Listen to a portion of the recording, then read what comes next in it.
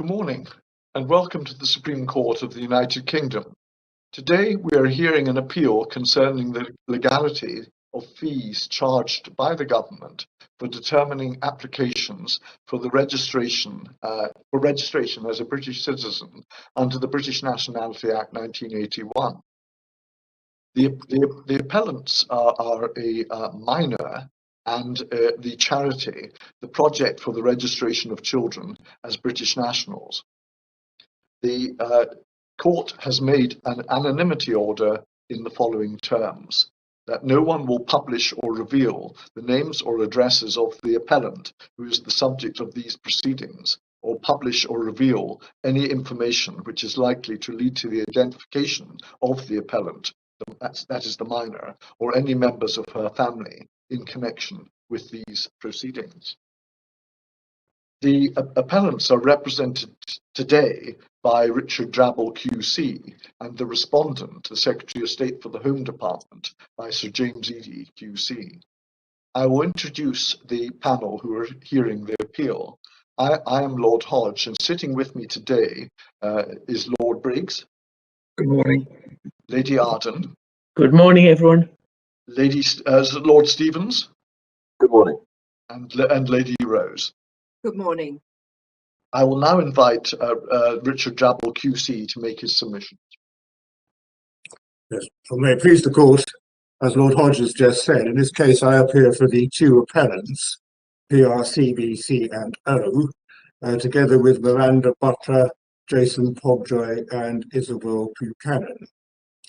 Helena French, James Eadie, Queen's Counsel, appears for the Secretary of State together with William Hanson and James Chapman. The basic contention that we advance is that the fee of £1,024 imposed by the Secretary of State for child applicants wishing to register as British citizens under the provisions of the British Nationality Act 1981 is unlawful. Our case is that it renders various entitlements to register as citizens nugatory for a large number of children, and as such is contrary to the statutory scheme. We submitted considerable material on the affordability or otherwise of the fee in the court below, in the courts below, and there are clear findings by Mr. Justice Jay in the Administrative Court, echoed by Lord Justice David Richards in the Court of Appeal, that the level of fee was unaffordable for a significant number of people, and no doubt the majority growing up in low and middle income households. The Secretary of State does not dispute this proposition as a matter of basic fact. Lord Justice Richards commented further that he could not see how the fee could be afforded at all by my client Owen. Court will have seen that the issue came before the Court of Appeal some time ago in a case called Williams, where it was held that a somewhat lower fee was lawful. Williams was argued before the decision of the Supreme Court in unison. In the present case, both Mr. Justice Jay and the Court of Appeal held that they were bound by the reasoning of the Court of Appeal in Williams, despite unison, and despite the further submissions that we made on the nature of the statutory scheme, which were not made in the same form in Williams itself. If it's acceptable to the court, I propose to proceed as follows. First of all, to examine the statutory scheme as it stood in 1981. Secondly, an outline of the subsequent evolution of the primary and secondary legislation and a description of the present statutory provisions, in particular in relating to the fixing of fees. Thirdly, the treatment in the judgments below of the material on affordability, though probably I've already said as much as I need to say about that. And fourthly, the case law and other material on the importance of citizenship. And then finally, submissions on unison and JCWI. So the starting place is the statutory scheme as it stood in 1981 at the commencement of the 1981 Act. The court will look at our printed case at EF 63 and 64.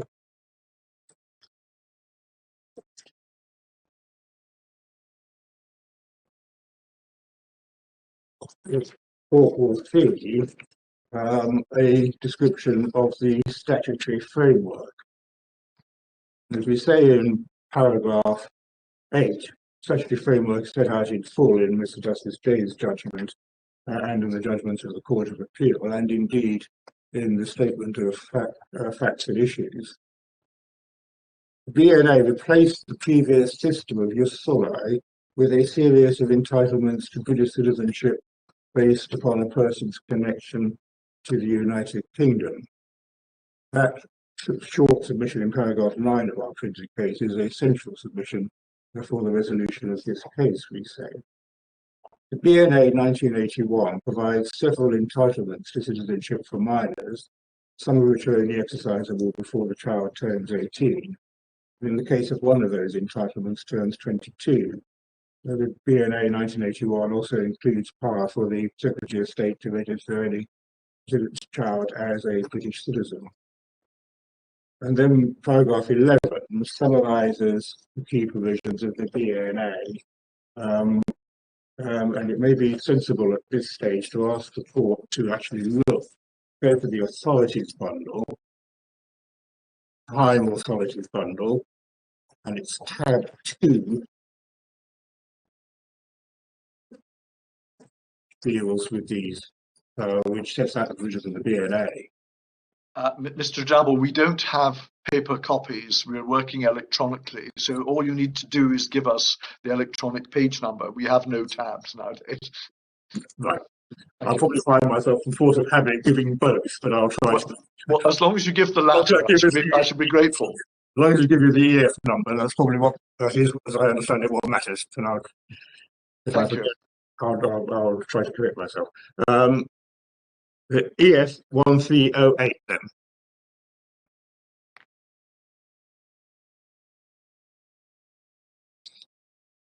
And it's section 1 of the BNA.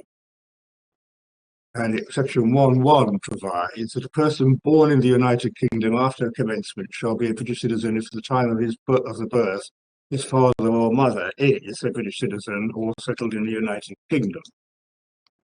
There is provision in 1.2 about a newborn infant, which I don't think matters for the present purposes. And section 1.3 provides that a child born in the United Kingdom after commencement who is not a British citizen by virtue of subsection 1 or 2 shall be entitled to be registered as a British citizen if, while he's a minor, his father or mother becomes a British citizen or becomes settled in the United Kingdom. And B, an application is made for his registration as a British citizen. So there's the first provision, which provides for registration, an entitlement to be registered if an application is made for his registration as a British citizen. Then 1.4, the provision was actually in play in O's case, and which can be used, in my respectful submission, as the focus for the principal submissions on the way the statutory scheme works.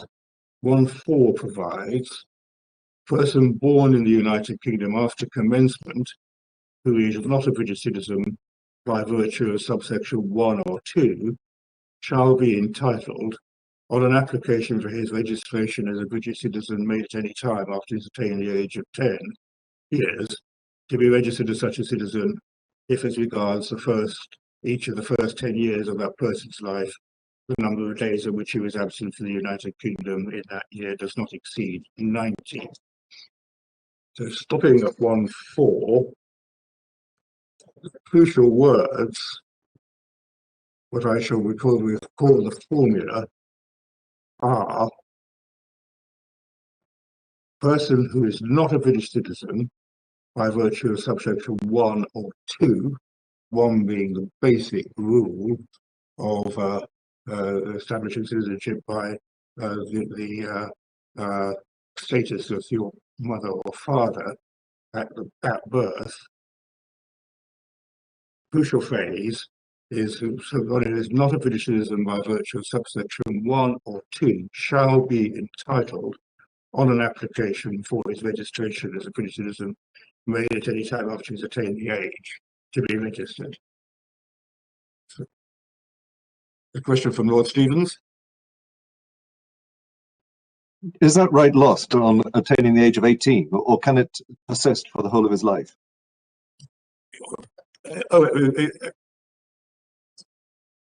It persists forever. I'm being told from across the room. Yeah.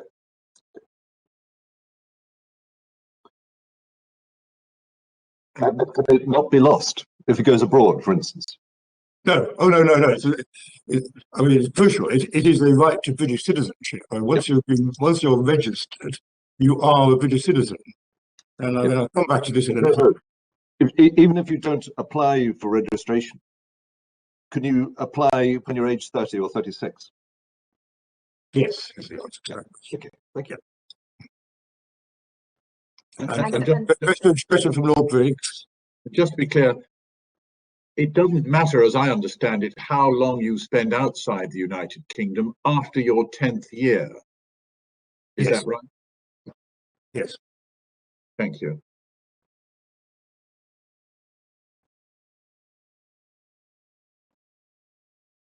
We'll obviously come back to what I call. So another question from Lord Stevens. I'm sorry. So when one is looking at affordability, one's looking at affordability on a spectrum, that is, over a working life.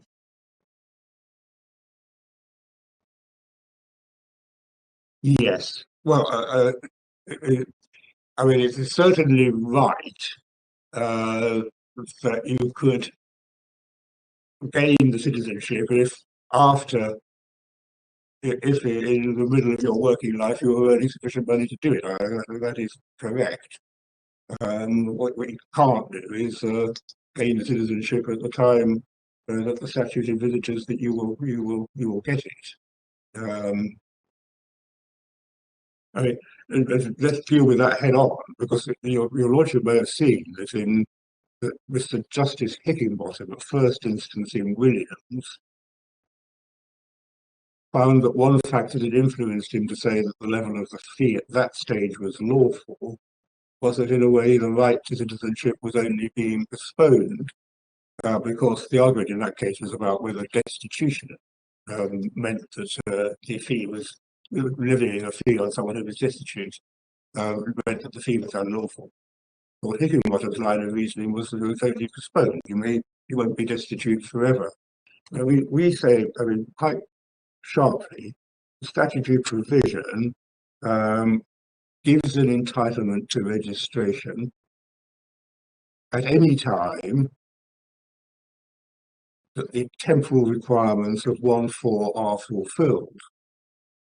So the scheme of 1(4) itself is that once you have reached the age of 10 and satisfy the other requirements of 1(4), the wording of the formula says you are entitled to be registered as a British citizen.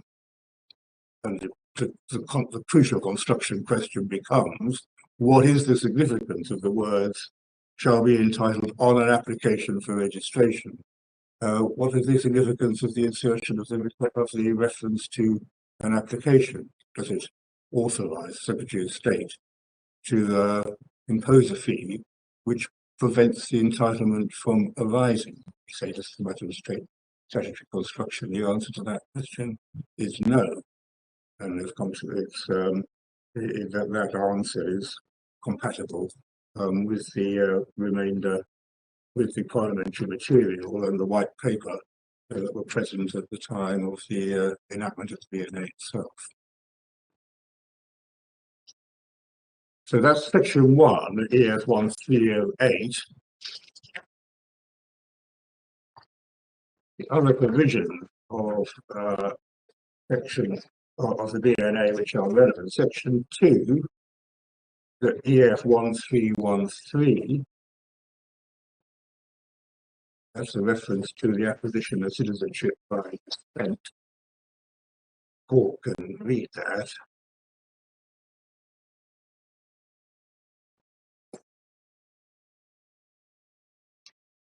So that's a status provision. You're satisfied if you acquire citizenship by descent, if you fall within there's a section 2.1, a person born outside the United Kingdom after commencement shall be a British citizen as at the time of the birth of his mother or father is a British citizen, otherwise by descent. No requirement for an application. It's worth noting that that is consistent with the acquisition of citizenship at the moment of birth. Section 1.4 is envisaging a later application, which one could check whether the conditions were Article 1.4 were satisfied. Section 3, EF 1315.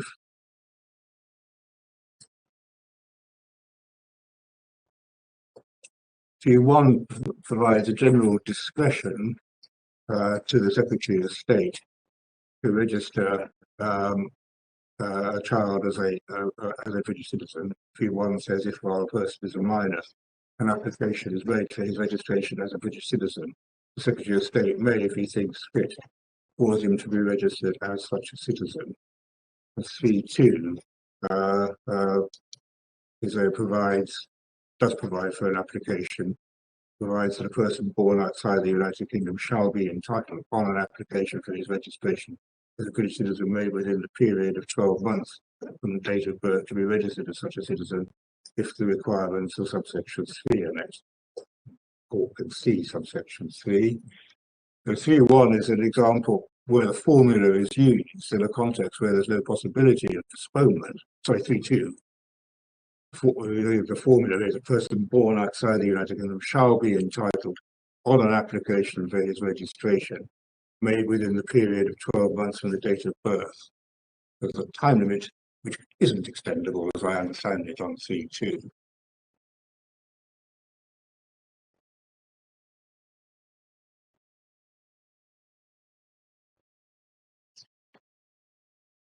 Section various other provisions use the formula in section 4.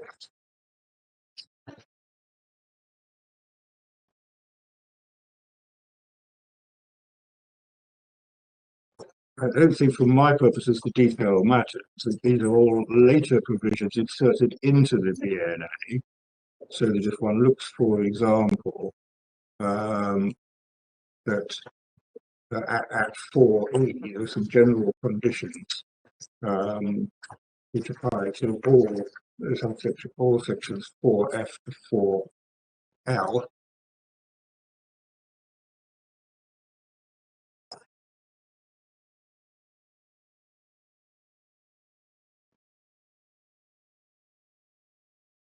And just taking 4F as an example, the formula is repeated at top of page 1320, EF 1324F, person unable to be registered under other provisions of this Act. Person P is entitled to be registered British citizen on an application made under this section if, and then the general conditions and then the other conditions are set out. Once again, the formula is entitled to be registered on an application made under this section.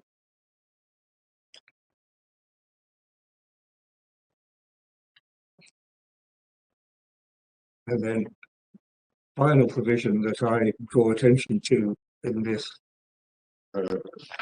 look at the scheme of the BNA is EF 1347.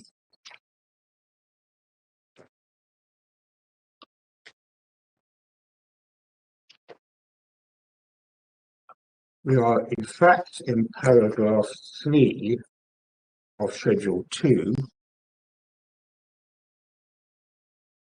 It's the provision that the submissions made by Amnesty as the intervener in writing focus on, introduced by section 36, which is described in those submissions, but which is not otherwise in front of the in front of the court, but nothing turns on the wording of Section 36. It simply introduces paragraph 3 of Schedule 2. And it again uses the formula 3.1. A person born in the United Kingdom shall, after commencement, shall be entitled on an application for his registration under this paragraph to be so registered if the following requirements are satisfied in his case, namely A, that he is and always has been stateless, and B, on the date of the application he was under the age of 22, and then there's a time limit, there's a set of time provisions for connection with the UK.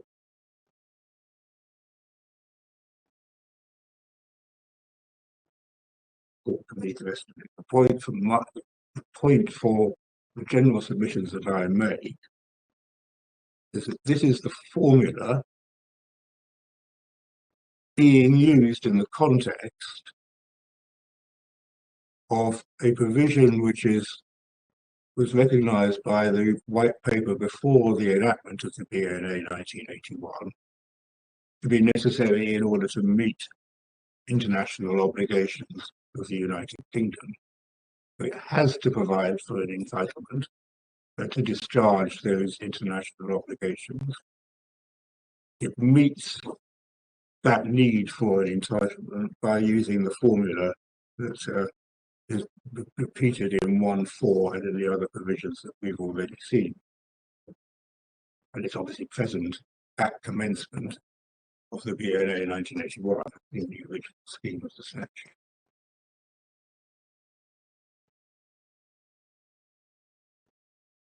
So those are the provisions of the BNA. We submit, and I'll make these submissions in slightly more detail, but probably not much more detail, that the plain policy intention behind the provisions is to react to the abolition of jus soli with the creation of a series of entitlements to registration, if, in particular, there was a sufficient connection between the individual applying for registration and the United Kingdom. Put the same submission negatively, it's possible to discern from the primary legislation enacted in 1981 the recognition that it would be undesirable for a situation to arise after the abolition of jus soli in which substantial numbers of children who did have a substantial connection with the United Kingdom were not citizens. Therefore, attempt to provide the machinery to prevent that state of affairs arising. And we will look at the background material, namely the White Paper, and what was said in committee, in particular about the amendment to introduce 1.4 in due course to make good that submission about the scheme of the BNA.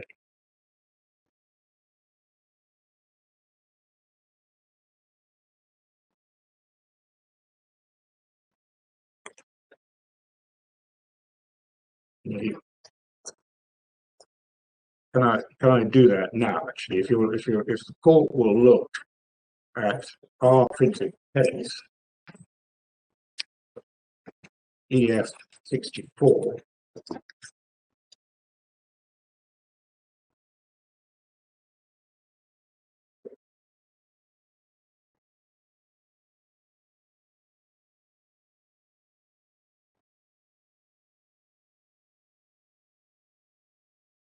The top of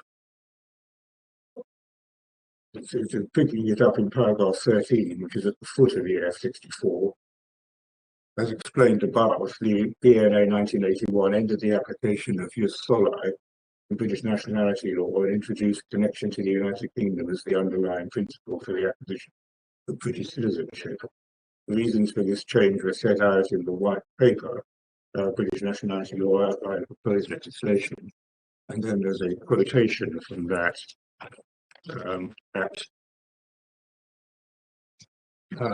in paragraph 13. The Lordships and my ladies will find the full text of the White Paper at EF 833.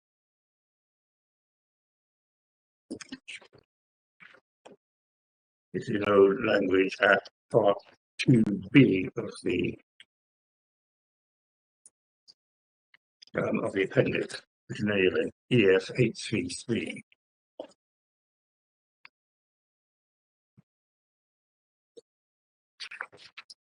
The court will see actually from 830 and 831 that we are dealing with the white paper, which is an outline of the proposed legislation on the BNA 1981. Both of those have a question. Yes, just on those statutory provisions, where it refers to the parent being settled, that presumably is a term of art. But what does that word refer to now? In practice now, indefinite leave to remain. We see some discussion of the concepts in the appendix of the white paper I'm just about to go to.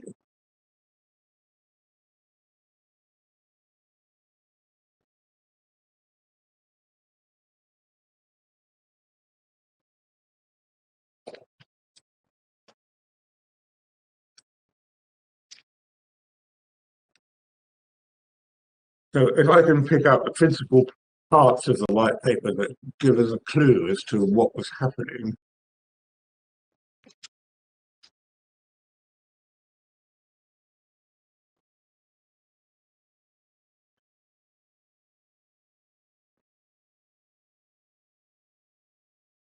If the court looks at paragraphs 5 and 9,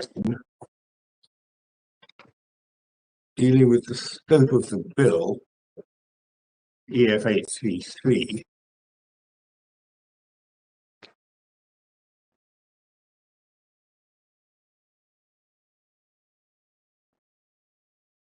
and the court will see that paragraph 8 says the subject is developed in this white paper as follows. Part B deals with the new citizenships to be established, 3 rather than 2 as suggested in the Green Paper. Part C sets out the proposed transitional arrangements by which the new citizenships will be conferred on people who are citizens of the United Kingdom and colonies when the new legislation comes into force. And then the new citizens are dealt with in turn in parts D, E, and F. So, a important point to bear in mind, we're very familiar to the court, but the BNA 1981 is a very substantial constitutional document. It's establishing for the first time British citizenship as opposed to people who are citizens of the United Kingdom and colonies. So it itself requires, part of the basic subject matter to which it relates, the establishment of criteria on which British citizenship will be based, connection in fact with the United Kingdom.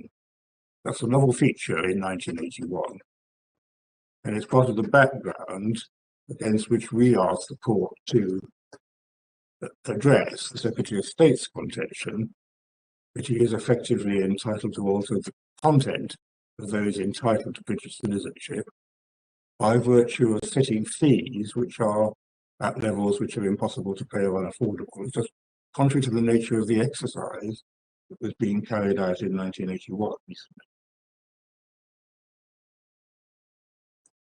So going on with the the white paper, under the heading of response to the Green Paper, EF 834,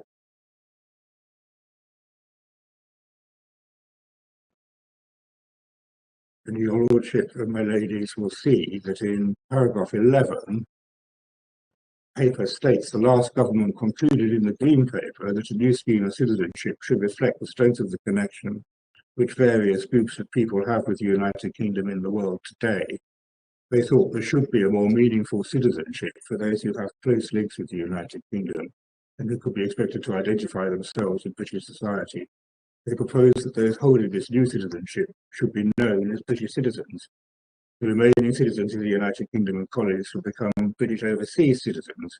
These would include people connected with existing dependencies and those who were in previous colonies protectorates, etc., became independent, retained our citizenship, as well as those who become citizens of the United Kingdom colonies in other ways.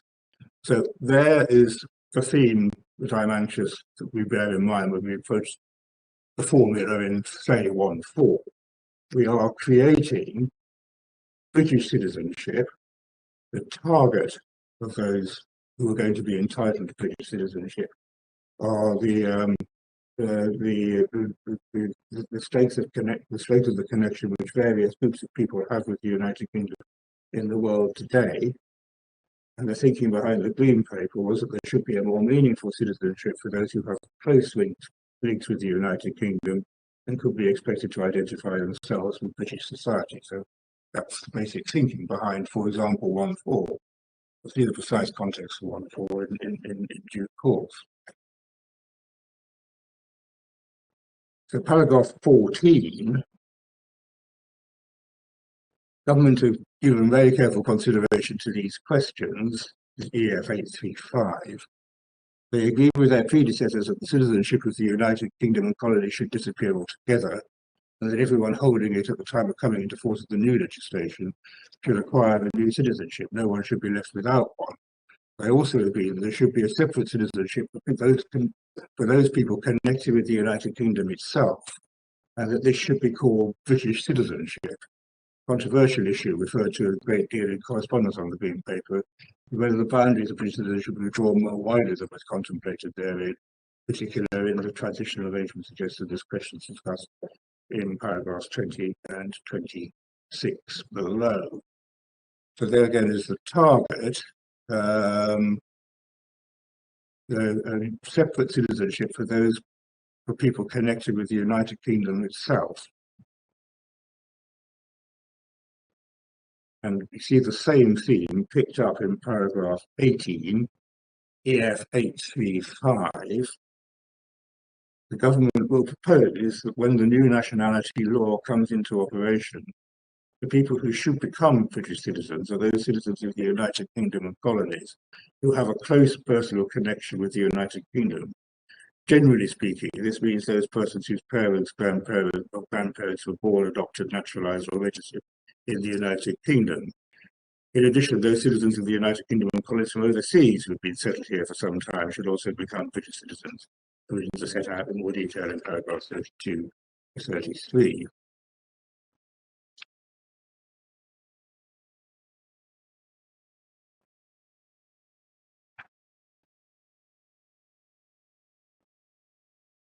And then if we'll then go on to EF 839.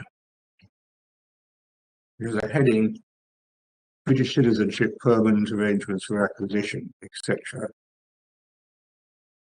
General characteristics, as has been said above, British citizenship will be the status of people closely connected with the United Kingdom, who will confer on the holder of it the right to enter and remain in the United Kingdom without restriction.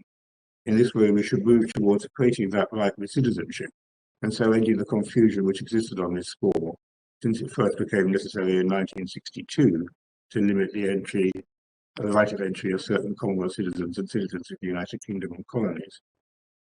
Apart from this, the bill, by establishing British citizenship, will make available a ready definition of those people who have a close connection with the United Kingdom.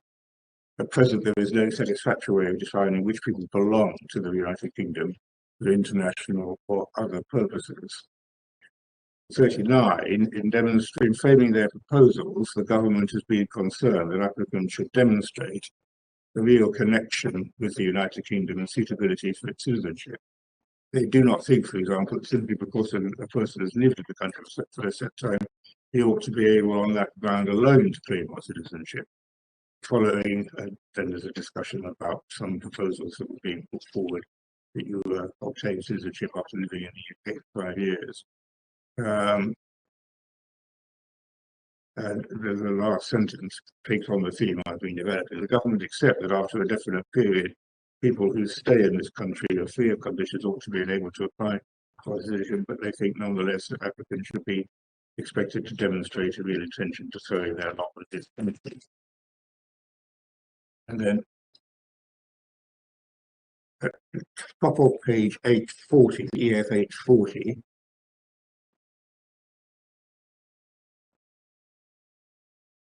is the passage which shows, enables one to most clearly locate where 1.4 is to be found. Paragraph 41 is describing the position as it was before the BNA 1981. Under the present law, people born in the United Kingdom become citizens of the United Kingdom and colonies by birth. The only exceptions are in accordance with standard practice. That's diplomats and children of citizens of their enemy country, etc. Green Paper did not suggest any change in the acquisition of British citizenship in this way. Most people who referred to this in their comments on the Green Paper supported this view, although there are others who urged that a move should be made in the direction of the jus sanguinis by stipulating the child neither to his parents held British citizenship should not acquire it at birth. The government consider, however, that a move to the complete adoption of the jus sanguinis would have a serious effect on racial harmony. It would mean that children born in this country to parents who had settled here would not have our citizenship. This could hinder their integration into the community. But the government are concerned about the children born here to parents neither of whom is a British citizen and neither of whom is free for conditions of stay. Births of this kind occur in a wide range of circumstances. And then the court can see that the remainder of paragraph 42 sets out the sort of circumstances in which that might be.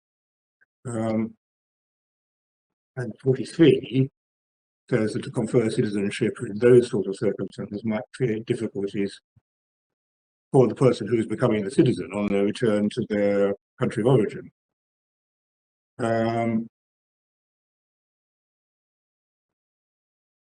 And then 44, directly relevant to 1.4, the government think there is a good case for imposing some restriction. There will be some form of administrative and financial difficulties in doing so. Further study of these is being made. If the difficulties can be surmounted, the British citizen and neither of whom is free of condition. If these difficulties can be surmounted, the government proposed in the bill that the child of parents neither of whom is a British citizen, neither of whom is free of conditions of stay, will not acquire British citizenship solely by his right here. But he would be entitled to registration if either parent was made free of conditions. So the phrase is, would be entitled to registration if either parent were made free of conditions. Framing this provision, regard will be had, as elsewhere in the bill, to the United Kingdom's obligations on the Convention on the Reduction of Statelessness. We've seen the provision that ultimately emerged, paragraph C of Schedule 2. We say it is an entitlement provision, shall be entitled on an application made under the Act to be registered. But the plain statement in 44 is that there will be circumstances in which the child will be entitled to registration if either parent was free of conditions. That becomes a formula in the various provisions that we've looked at. Shall be entitled on an application to registration.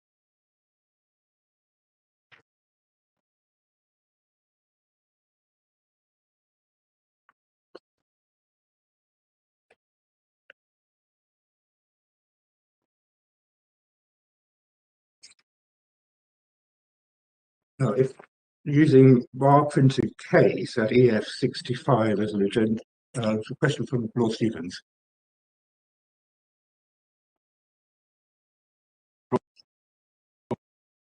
Does it Your refer Lordship, to fees? So, can you Sorry, hear Your me Lordship, now? yes, I can now. Yeah. I couldn't originally. Yeah. Before leaving the white paper, does it refer to the issue of fees? Paragraph 112, I think, does. Paragraph 112 does, doesn't it? I'm Yeah. very grateful. 854.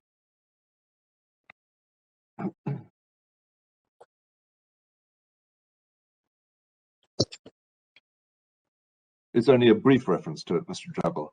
Yeah, but, I may even have seen it, but I've forgotten it. I'm just trying to catch up on it. It's EF 854.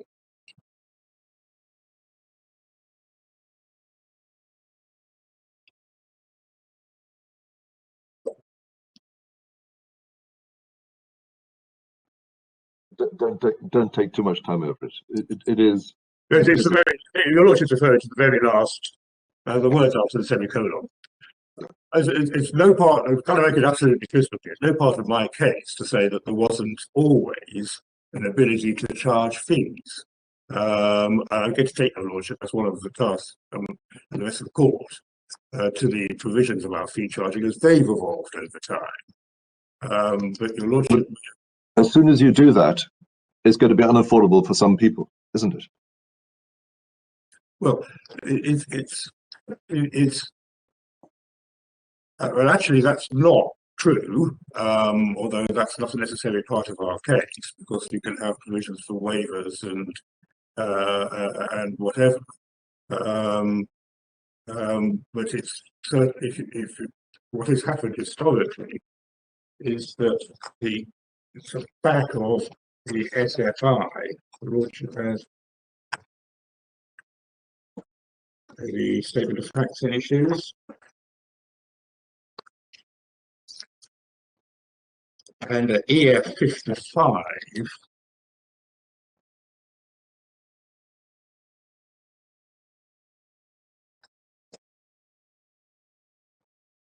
there is a table which sets out the level of fees as they progressed over time. So the corollary between what we say is the entitlement created by section 1.4 and the fee that was charged at commencement of the BNA for each child was £35. So your lordship can say £35 may be unaffordable for some people, but it's a completely different level of completely different obstacle, if I can put it like that, to the acquisition of British citizenship from the present level of fees. We can see by the industry just run an eye down how they actually progress. Now we can't, if your lordship and my ladies look at EF 56, start to go up into the hundreds. 2009, 460. You can see the whole progression.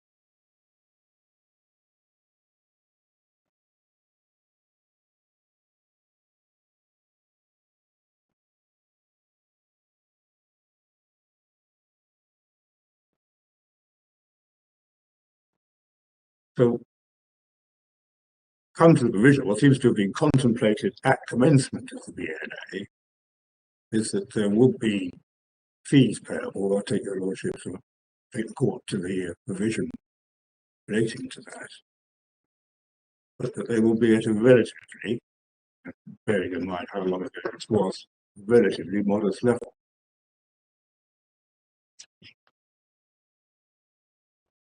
Of course, your lordship will understand that all this has to be related at the end of the day to the approach that Lord Reid took in unison to affordability.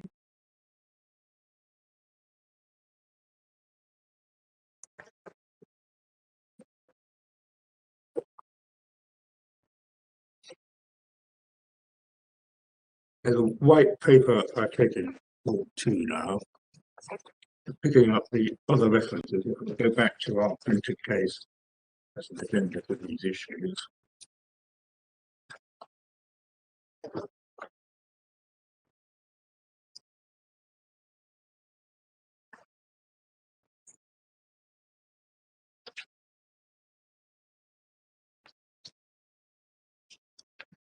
It's, I think I was at EF 65.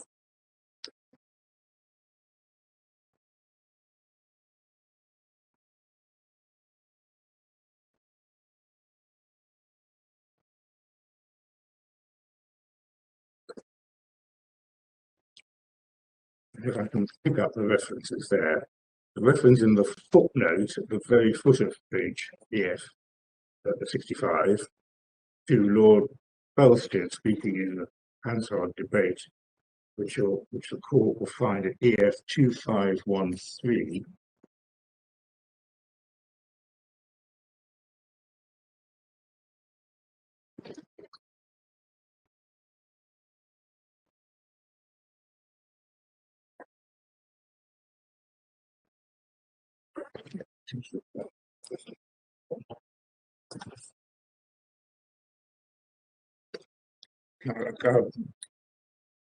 I'll try to re-find that reference. If the court will go on to EF 66,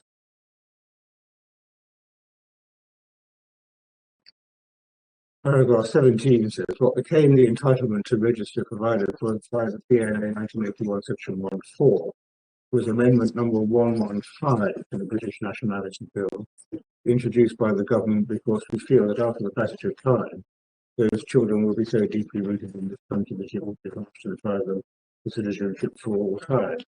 That's Mr. Raisin, Timothy Raisin, Standing Committee F, and court will find that passage. I'll go to it at EF 867.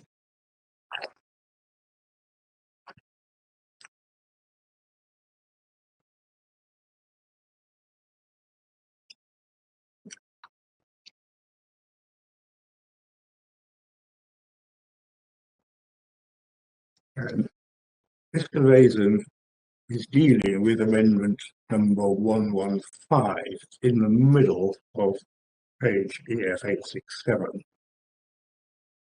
This is section 1.4. This is what became section 1.4.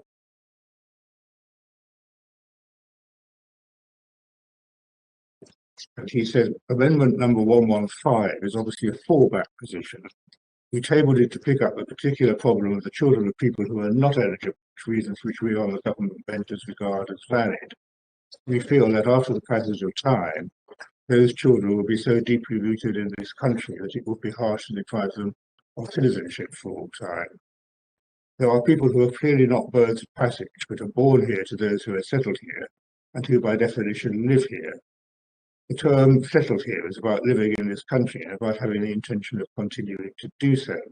It will be reasonable on both humane and common sense grounds to pick up those children when they are born, rather than wait for the 10-year provision, which frankly has been brought in to deal with another category of persons, those persons who are not lawfully settled in this country. That seems reasonable. And if the court will then go on to EF 870, 2 or 3 pages further on,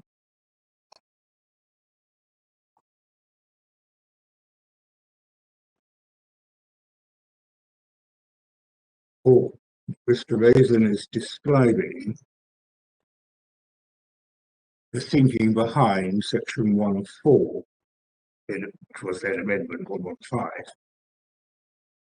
Picking it up in the 1/3 of the way down the page, the Minister says the effect of the amendment would be to give a child born in the United Kingdom after commencement without acquiring British citizenship an entitlement to registration on reaching the age of 10, provided he has not left the United Kingdom for more than 90 years since birth.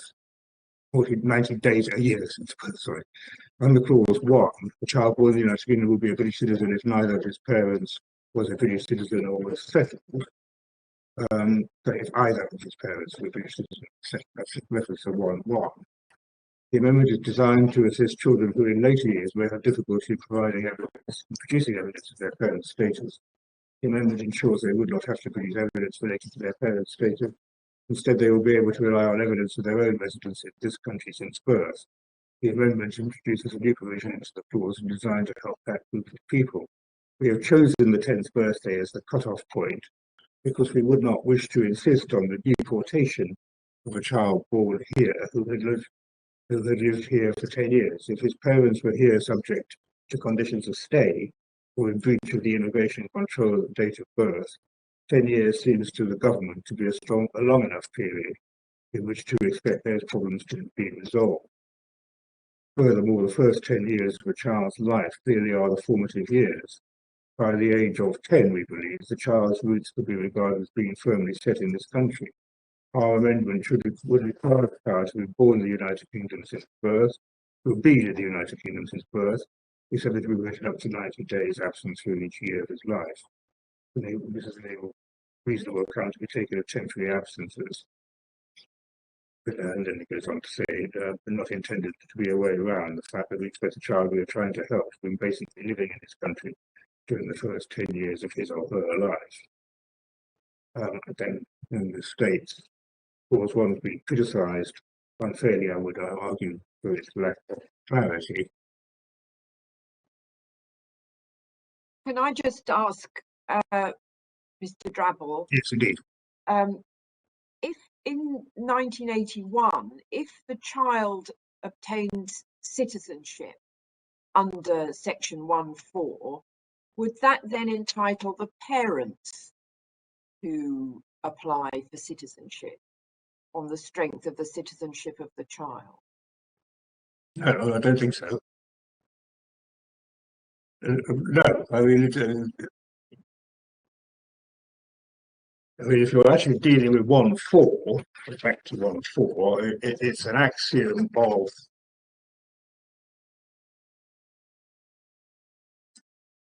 the language of 1(4). Get back to that.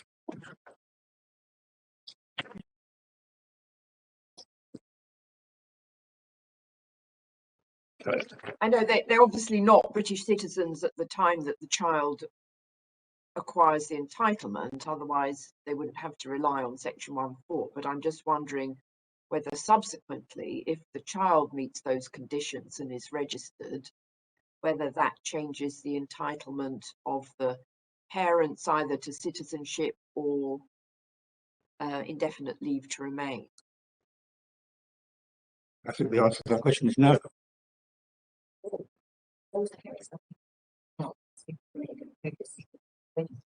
Yeah, I mean the fact of O herself, her mother has limited leave, or had a relevant time limited leave to remain. That doesn't, and the status of the child doesn't make any difference to that.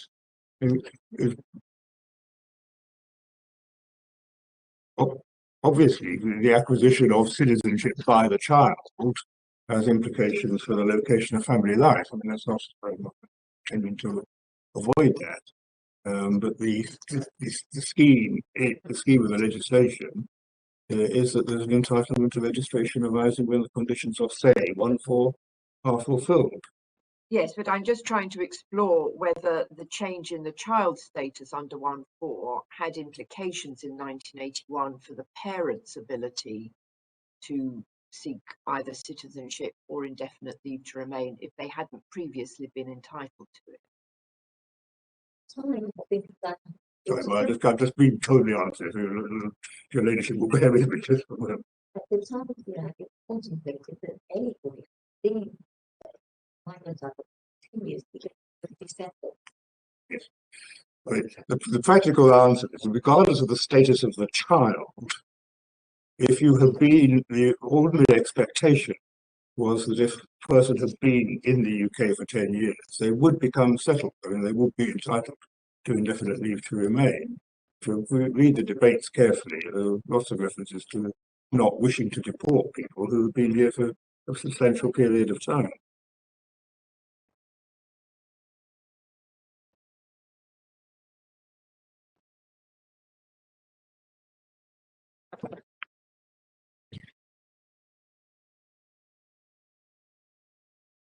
Yeah.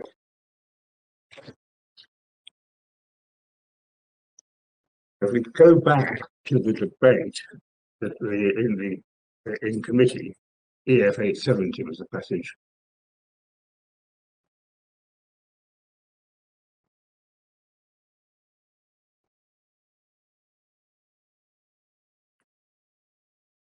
The paragraph I was just about to read to the court is the one that starts at the foot of the, the top of the right-hand column on page 870.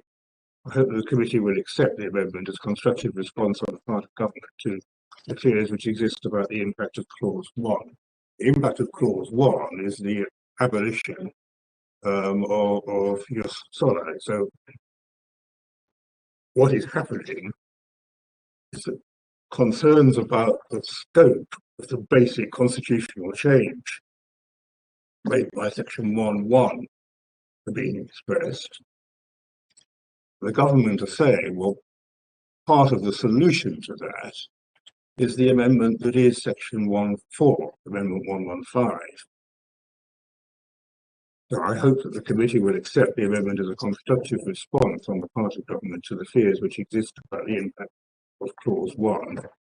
I believe that those fears are exaggerated and misplaced, but I accept there is anxiety, and the amendment would offer resolution for any cases where the child was born to parents whose immigration status was irregular or uncertain and had remained so. Would also be a great help to people who might not have cause to establish their citizenship until many years later and have found the documentary proof of their parents' status was unavailable. So going back to the basic theme of this part of the submissions, you have a major constitutional change in the abolition of jus soli. You have a series of provisions in the BNA which create a right to citizens established by status at birth. And then as part of the same constitutional settlement, you have provisions such as 1.4, which provide for an entitlement subject to the fee as part of the basic constitutional framework.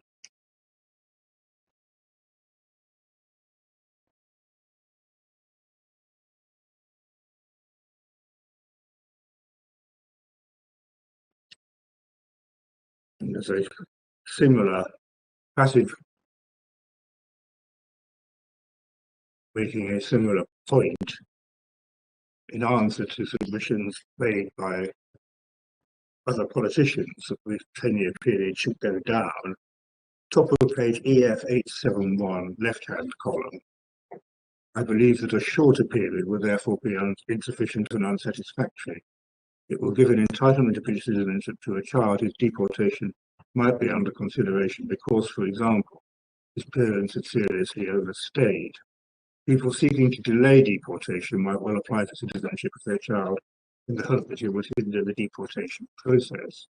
We have taken the view in the past that the child who has spent the first 10 years of his life here has substantial ties with this country, and we believe that irrespective of his situation under immigration control, by the age of 10, those ties will be so substantial that it would be wrong to create a position whereby the child might be removed. But we do not believe the child has spent 3 or 5 years here would have developed sufficient links to justify this feeling. So there is what is happening there is that the amendment is being introduced to mitigate consequences of the basic constitutional change wrought by section 1.1 by creating an entitlement. The language clearly demonstrates. The footnote, I took your corpse to our footnote 3 in our printed case, and then confusingly couldn't find the actual reference to it. It's actually EF 2514.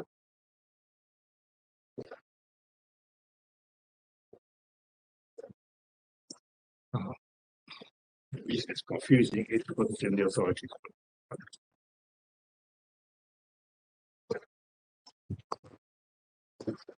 Confuses me and probably not working on.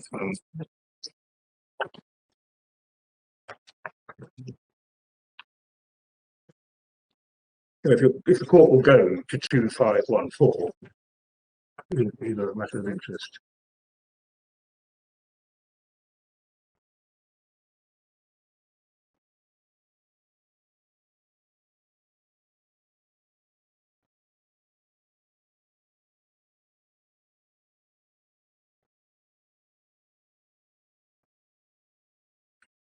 What Lord Belstead says in the passage in the middle of the page, just slightly above the middle of the page, my Lord's Clause 4, to which the amendment of the Noble Lord Pitt is directed, is a provision of government's hope will assist children who in later years may have difficulty in producing evidence of their parents' status. Perhaps it's worth just repeating that the status which needs to be proved for citizenship is quite wide. Either that the mother or father is a citizen who is either either mother or father is settled in this country. Not possible to prove status under clause whatever. The government genuinely hope that clause 4 will help by saying that if there is evidence of continual residence in this country on the part of the child for a period of 10 years, with certain absences written in, to which I will come in a moment, then as of right, there shall be an entitlement to citizenship. That's the minister's view of the effect of the provision in 1.4.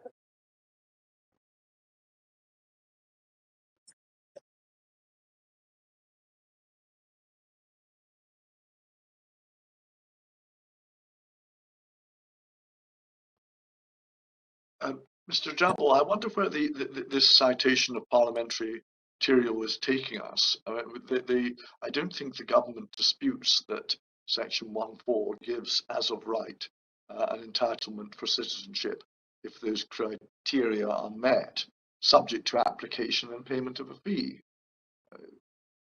But what are you asking us to take from these provisions? From these parliamentary speeches? What I'm asking, I'll sum all this up just to give your lordship the shape of the submissions from now on. I'm going to now take your lordships to the provisions on dealing with the payment of the fee, and then bring it together. The basic submission is that the formula in section 4, for example, 1.4,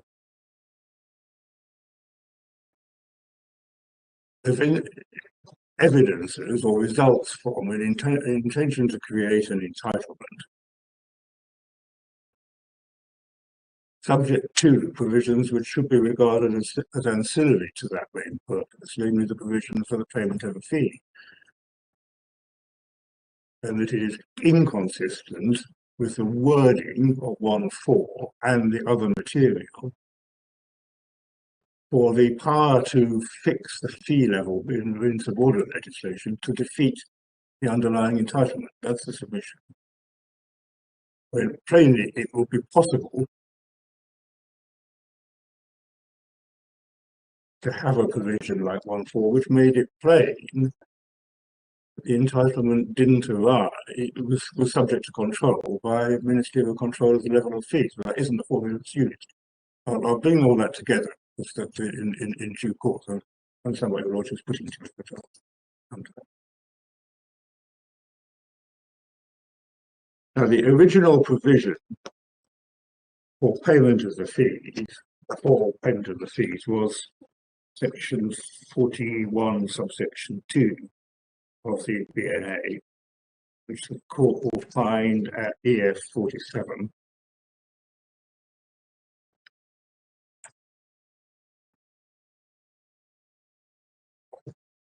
This is in the statement of facts and issues.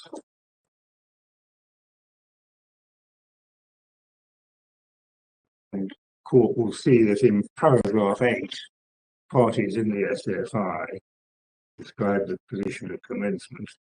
Currently, no provision in the BNA 1981 itself conferring the power to charge fees in relation to an application made by a child to register as a British citizen.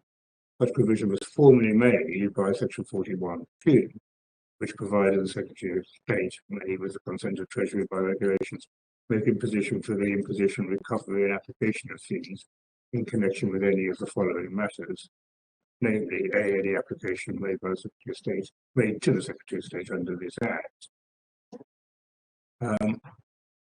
And that needs to be read together with the British Nationality Act 1981, section 42, went in a supplementary bundle from the Secretary of State, whether your lordships, the ladies, have that.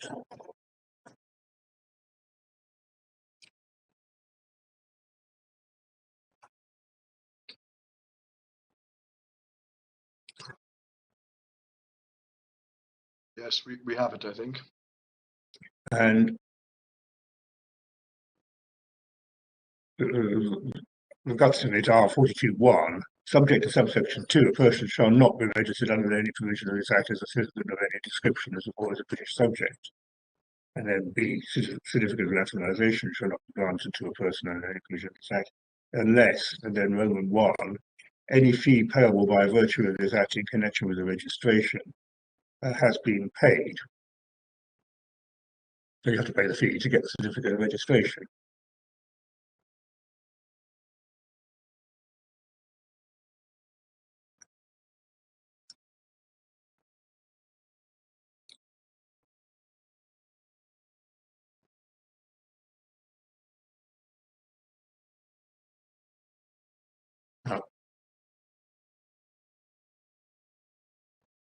Was there a separate fee for taking the oath of allegiance? Was there in 1981? I don't know. I suspect there is now. It's it only applies to people over 18 and over because of the provisions relating to taking the oath. And it's now £80.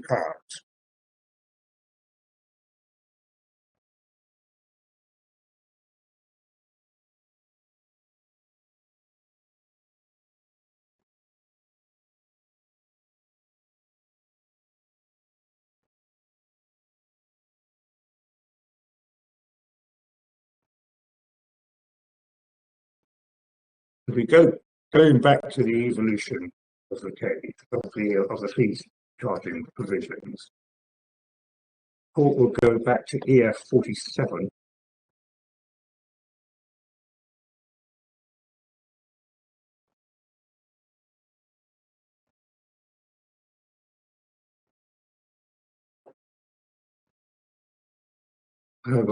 We've been looking at paragraph 8 in the material behind paragraph 8. Paragraph 9 provides, sets out the fact that section 42 of the 2004 Act changed things, applying to immigration and nationality fees under relevant Immigration Act, the BNA 1981. Rather than prescribing fees, the Secretary of State will prescribe an amount intended to exceed the administrative cost of determining or processing it, and to reflect the benefits the Secretary of State believes are likely to accrue to the person to whom the application related is successful. And then the evolution of the scheme is taken further by paragraph 10 of the SFI.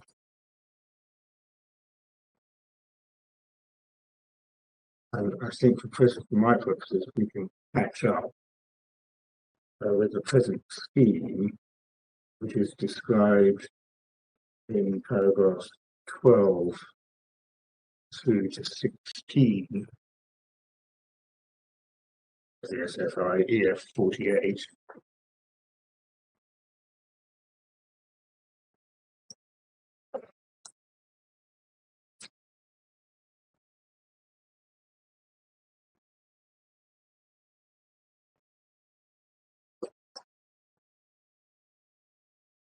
And court will see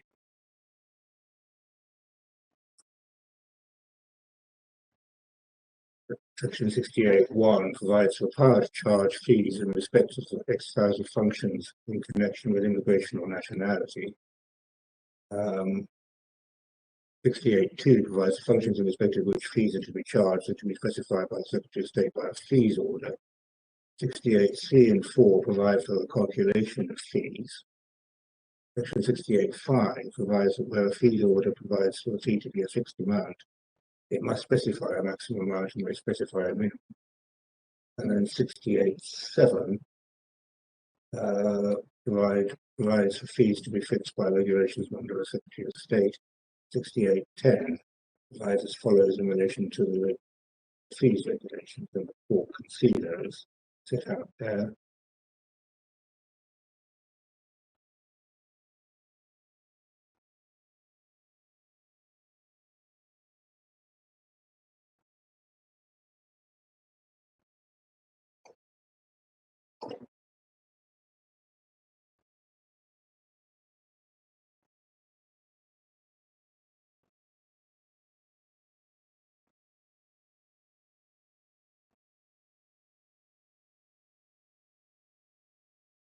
And then paragraph 15 says the fact that fees orders are subject to affirmative resolution procedure. Fees regulations are subject to the negative resolution procedure of each house. Fees order is the 2016 order.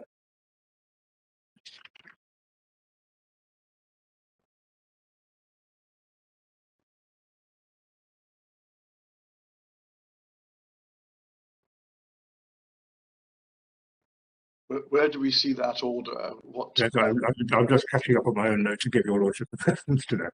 I think the answer to that is EF 1366.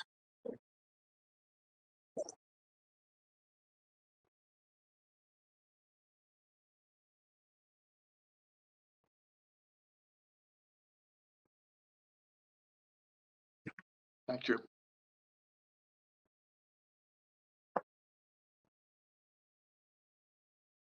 Yeah.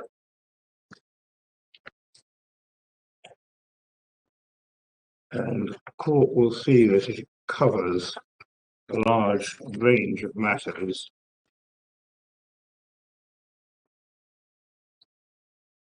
So that, for example,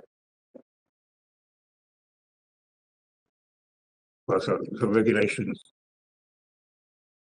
3 at 1371 provides that the Secretary of State or a contractor or any person appointed to or acting on behalf of the Secretary of State must charge the fees specified in fees regulations in respect of the exercise of the functions in connection with immigration or nationality as specified in this order.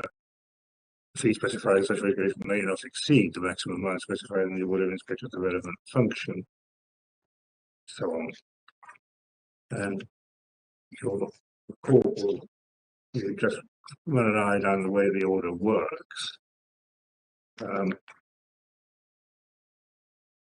You get a series of matters for which fees can be charged set out in Regulation 6 at 1375, 1378 under the heading sponsorship, a series of maximum amounts that can be charged for a sponsor license, if the court is looking at the middle of the page on 1378, of £2,000, maximum amount dealing with in the order.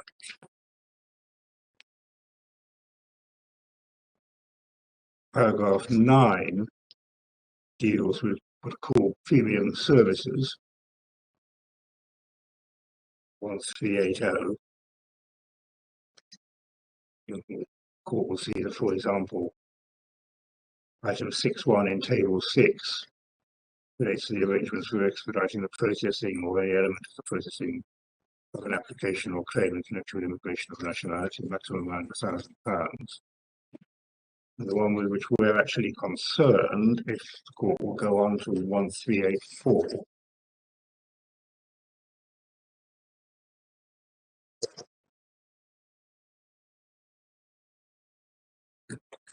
Item 7.1,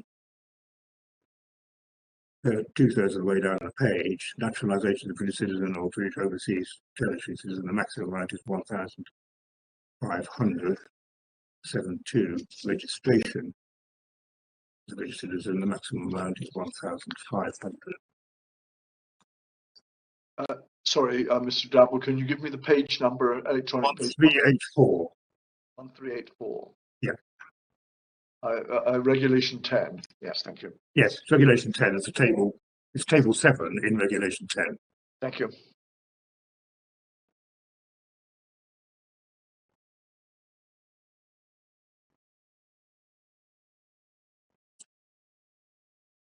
Mr. Drabble, is it your case that this aspect of this order is ultra vires, or is it only the regulation which sets the actual amount within the maximum that's ultra vires?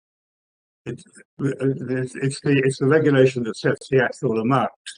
Very plainly, on its face, 7.2 that we're looking at here in the order is just providing for a maximum amount. doesn't descend to none of the reasoning that's available in relation to the order descends to any detail about how the amount that's actually going to be set could relate to the provisions of the final legislation in the BNA 1981. So all I need to say is, all I do say is that the maximum amount, so the actual amount fixed by the regulation is the item that's ultraviolet. Is there a separate order setting minimum amounts? No. No.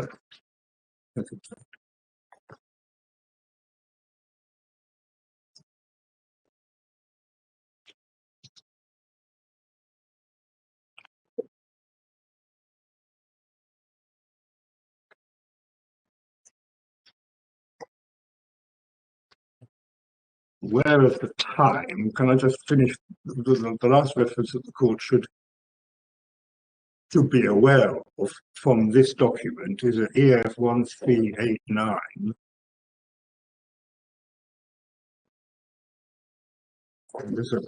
We're dealing with the explanatory memorandum to the order.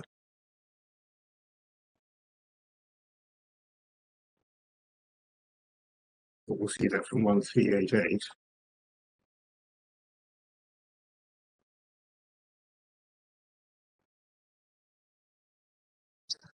And there's a policy background set out paragraphs, well, in paragraph 7, but it's 713279, the explanatory memorandum.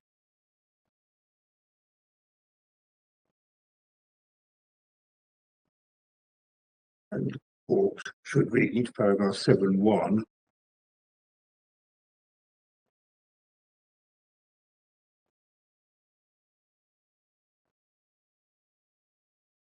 And 7.4.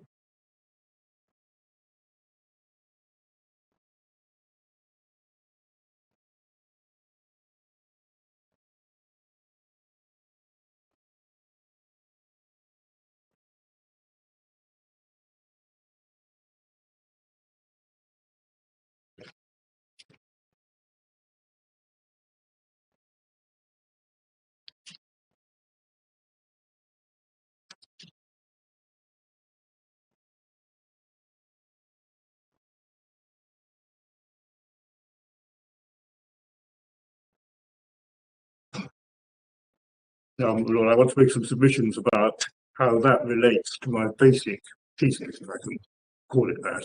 But it may be sensible to do that after the mid-morning break, if that's acceptable. Yes, well, the court will now adjourn for 5 minutes. This simply involves muting the microphone and stopping the video. Thank you very much. Mr. Drabble, thank you very much. We're able to resume now. What I propose to do next is just take the court very shortly to the way in which the judgments below treated the issue of affordability, and also to the evidence of my client's actual position in terms of affordability, before trying to pull together the central submissions on the scheme of the BNA and the construction of provisions such as 1/4. So that's the program, as it were, if that makes sense. So if we go to what Mr. Justice Jay said about affordability, the court will find that at EF 158.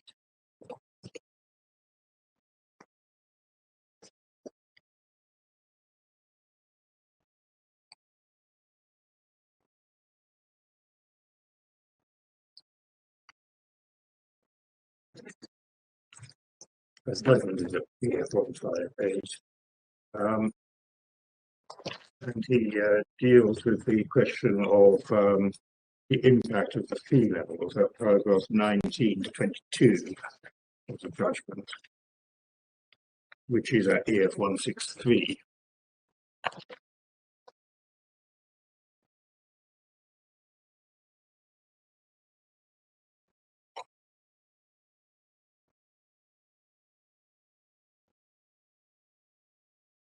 We'll see that he says, under the heading the impact of the fee, I consider I may take this aspect of the case very shortly because the Secretary of State does not dispute it.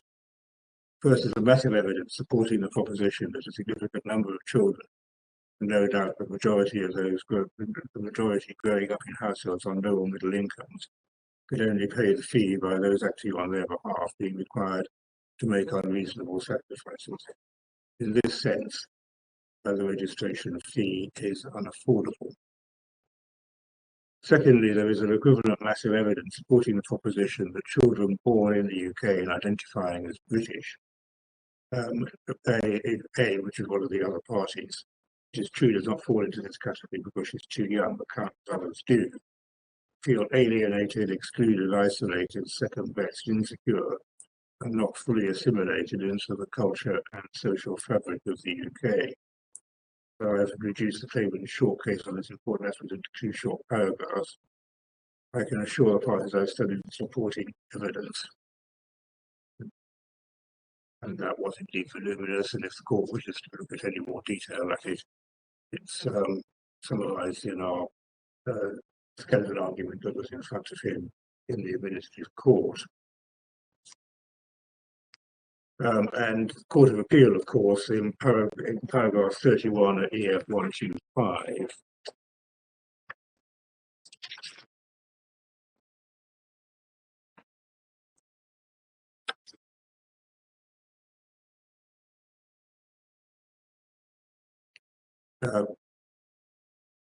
staying with our conclusion, is one of the simplest way of putting it, is paragraphs 30 and 31 in the judgment of Lord Justice David Richards.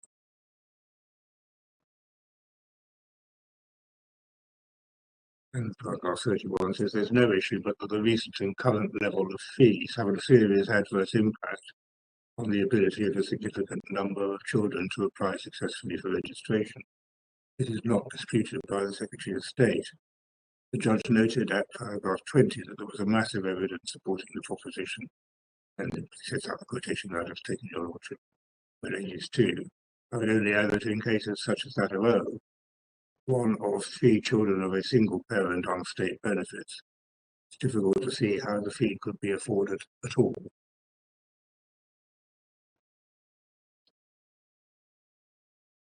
And Lord Stephen's point, we have to ask ourselves what the true test is. And obviously this is a very dismal position. But is the test one of affordability? And that would, of course, include, if you're right, affordability across the lifespan of a person. Or is it a test of whether, in fact, the right is not being exercised?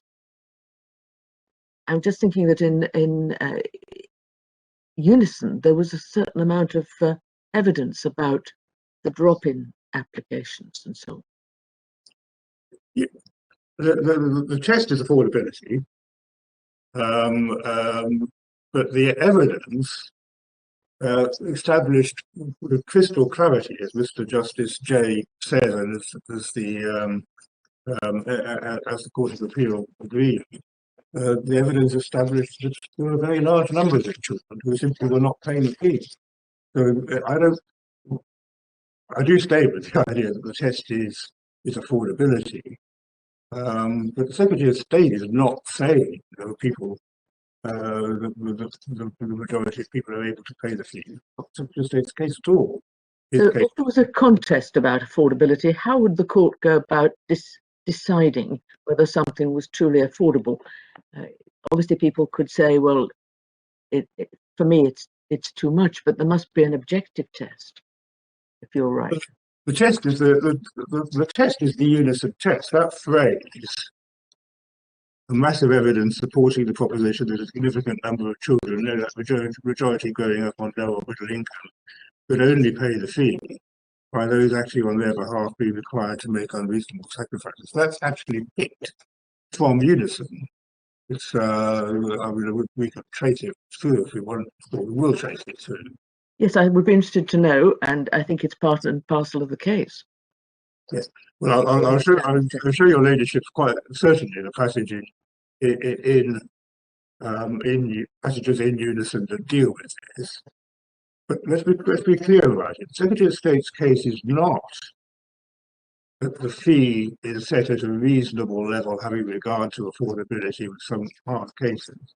The Secretary of State's case is that he is entitled to set a fee that is unaffordable. That's his case.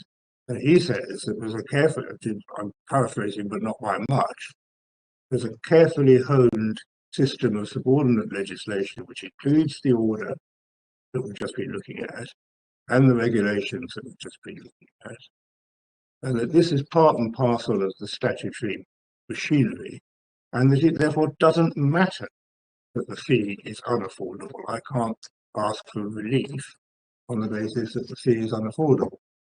But your argument is that because it's unaffordable, it therefore diminishes and intrudes upon the right given by the British Nationality Act Section 1.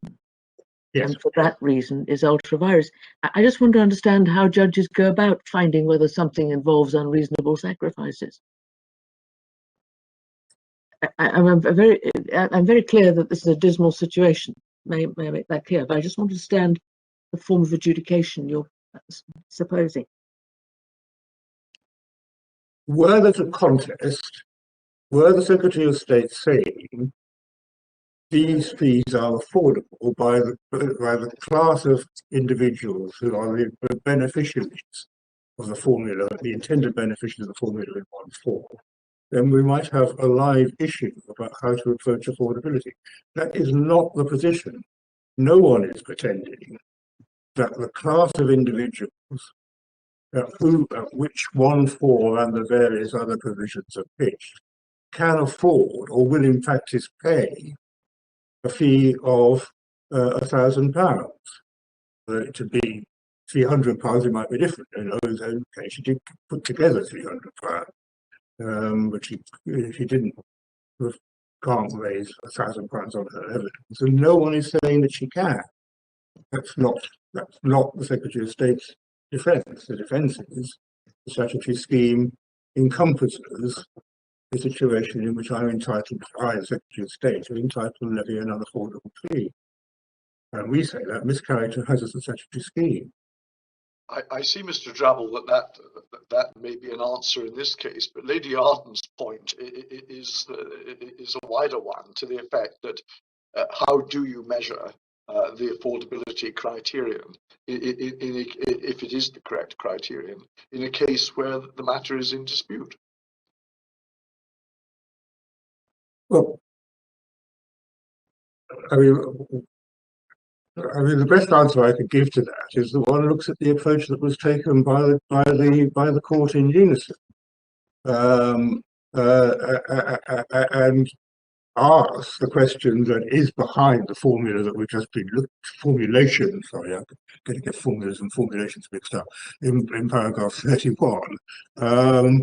To ask, is it clear on the evidence that a significant number of children, no doubt the majority growing up on low or middle incomes, could only pay the fee by those acting on their behalf being required to make unreasonable sacrifices? And that is the target that's set by unison. The big difference between unison and this case, or one of the differences, was that in unison, the person had 3 months in which to find the fee before becoming out of time to bring their claim. And that then made it perhaps more straightforward to establish what money someone could gather together within that 3-month period. But here we've established there's no time limit really on making this application under Section 1.4. So how would one then go about establishing unaffordability in that scenario?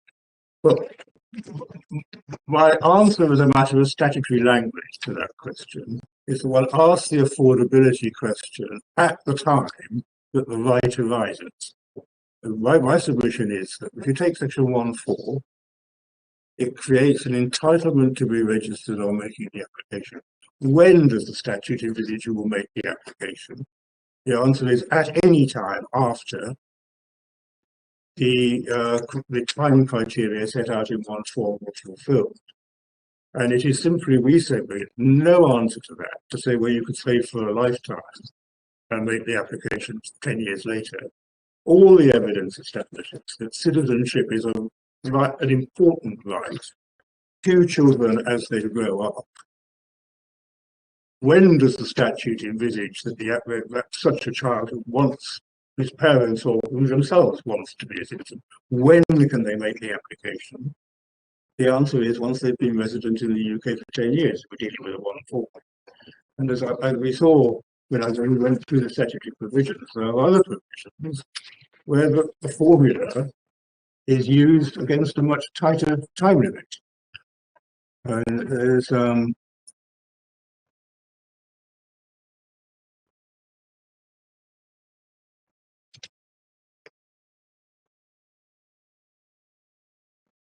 I think it was 3.2 that we noted as we went by EF 1315.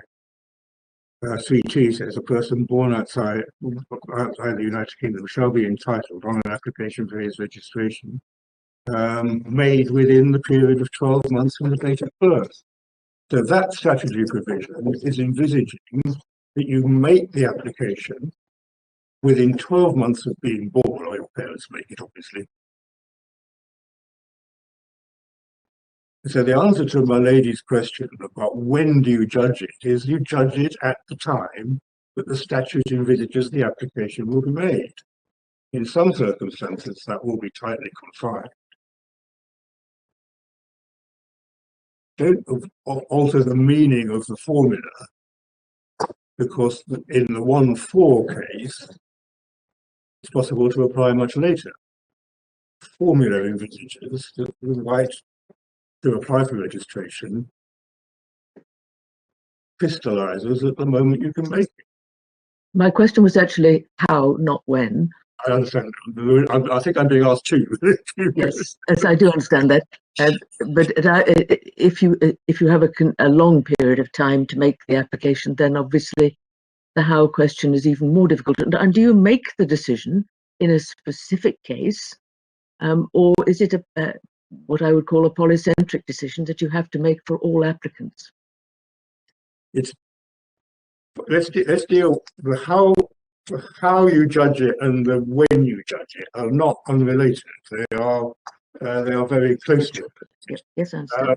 And an important part of our submission on citizenship is that citizenship is a valuable, a very valuable attribute, something that you will treasure. And it is no answer at all with the Secretary of State setting a fee level, which means that, for example, the 16-year-old child has to go without a passport for another 10 years while he pulls the fee together. That's not the way the scheme works, or was designed to work. So I don't accept that one can, as it were, spread the affordability issue over time without depriving the child of the benefits of citizenship, which the statute envisages will be crystallized in year 10 on 1-4, or much earlier on some of the other provisions. The statelessness provision is EF 1347.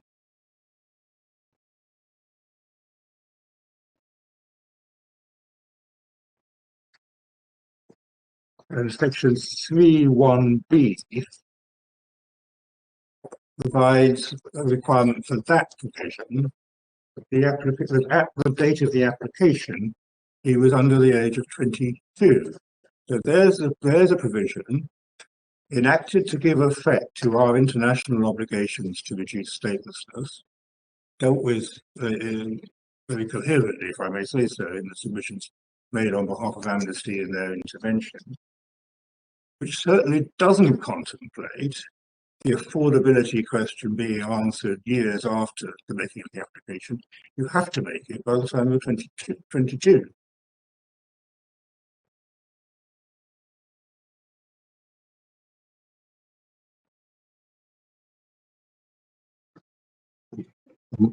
Mr. Double, I understood, perhaps incorrectly, the Secretary of State to be saying that the affordability test should be restricted to constitutional matters as opposed to important other important rights. And so I suppose in order to bring coherence to across the spectrum, as it were, I was just wondering what alternative test you were suggesting in relation, if there was an alternative test apart from. No, I am suggesting affordability. I'll try and bring all this together because the Secretary of State certainly does say that unison is qualified only to constitutional rights, equivalent to the rights of access to the court. Assume he's right about that. Sorry for interrupting. Assume he's right about that. What is the test then? Because obviously you can't set a fee of £1 million. Okay, so what is the test? The test remains affordability. That's apparent on the face of unison. I'll try and I keep on promising to pull it all together, but I'm going to. You look at the scheme of the 1981 Act, even forgetting unison, let's just pretend unison has never been decided. You ask yourself, what did Parliament mean when conferring the series of entitlements that contain the formula shall be entitled to a certificate of registration on an application? The answer is the Parliament intended that right to arise at the moment of application contemplated by the statute. It will be a matter of judgment as to whether the level of the fee actually defeats the ability for the class of beneficiaries of whom the right is targeted to exercise it. There's no dispute that it does on the facts of this case. Mr. Sir James is not saying, well, almost everyone can do this. He's saying, no, they can't, but that doesn't matter because it's authorised by the legislation.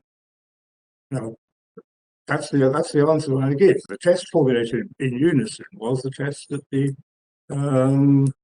Mr. Justice Jay and the Court of Appeal would have applied and held was fair. Can I just go on with my programme, and then we'll let up this will resurface in a moment.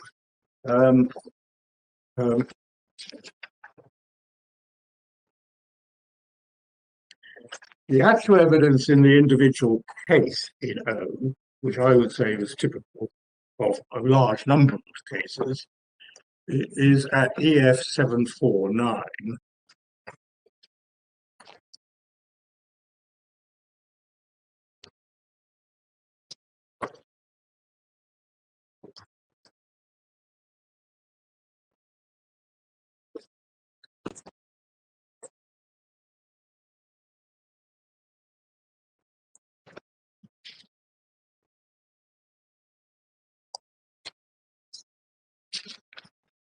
And actually, there's a witness statement of my client's mother at 747.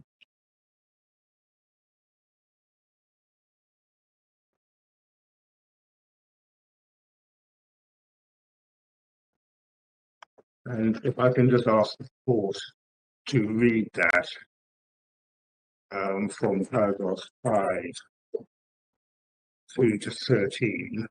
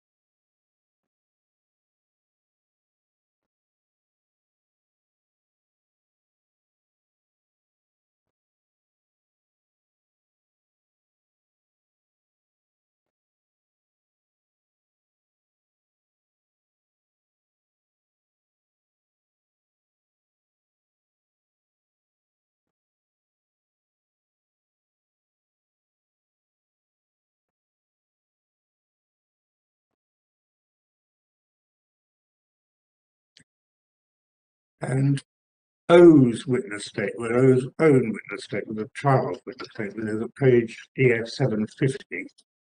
Next page. 50.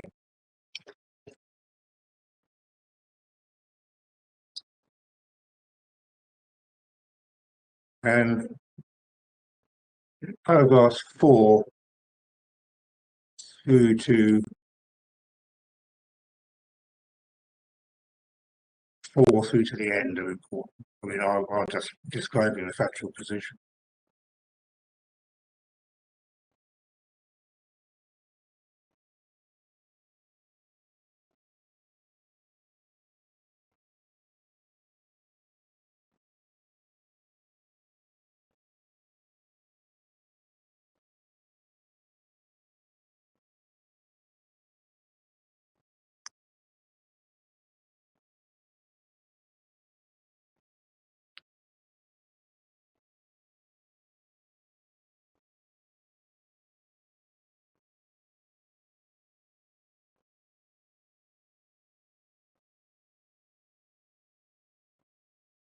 And as we've been having a debate about possible postponement of the right, can I just draw attention to paragraph 5? She can't go on school trips because she hasn't got a passport. It's actually a pretty central provision. And the idea that that gets postponed because the fee is unaffordable the moment that the application goes in accordance with the statutory scheme, but could be afforded in 5 years' time. It's just not an acceptable approach to the benefits of citizenship, as the passages from Hansard and the White Paper demonstrate that Parliament was well aware of when enacting the DLA in 1981. It's all about integration into the United Kingdom society and the ability to go on school trips like your colleagues or your mates in school. That's the subject matter of, that is the very subject matter of what we're talking about.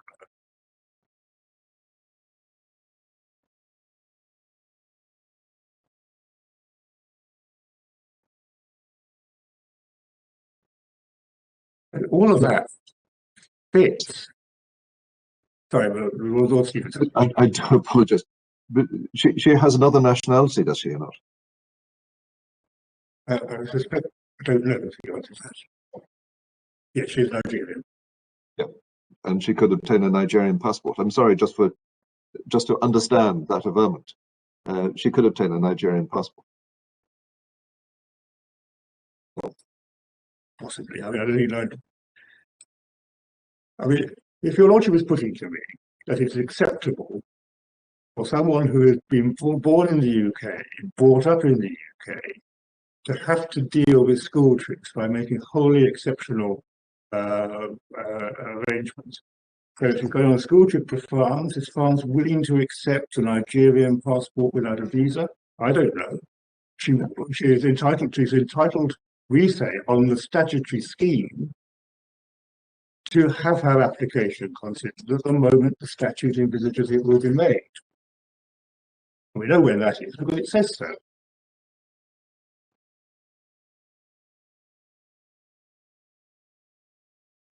So you would have, well, I mean, the benefits of citizenship have been terribly well documented and are not disputed by the Secretary of State.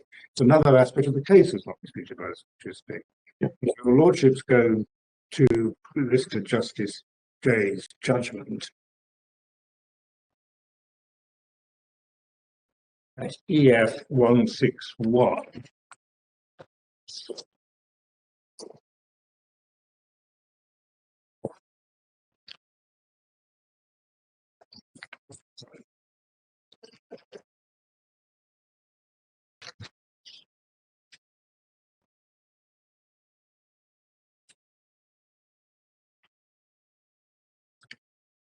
Your lordships will find that paragraphs 11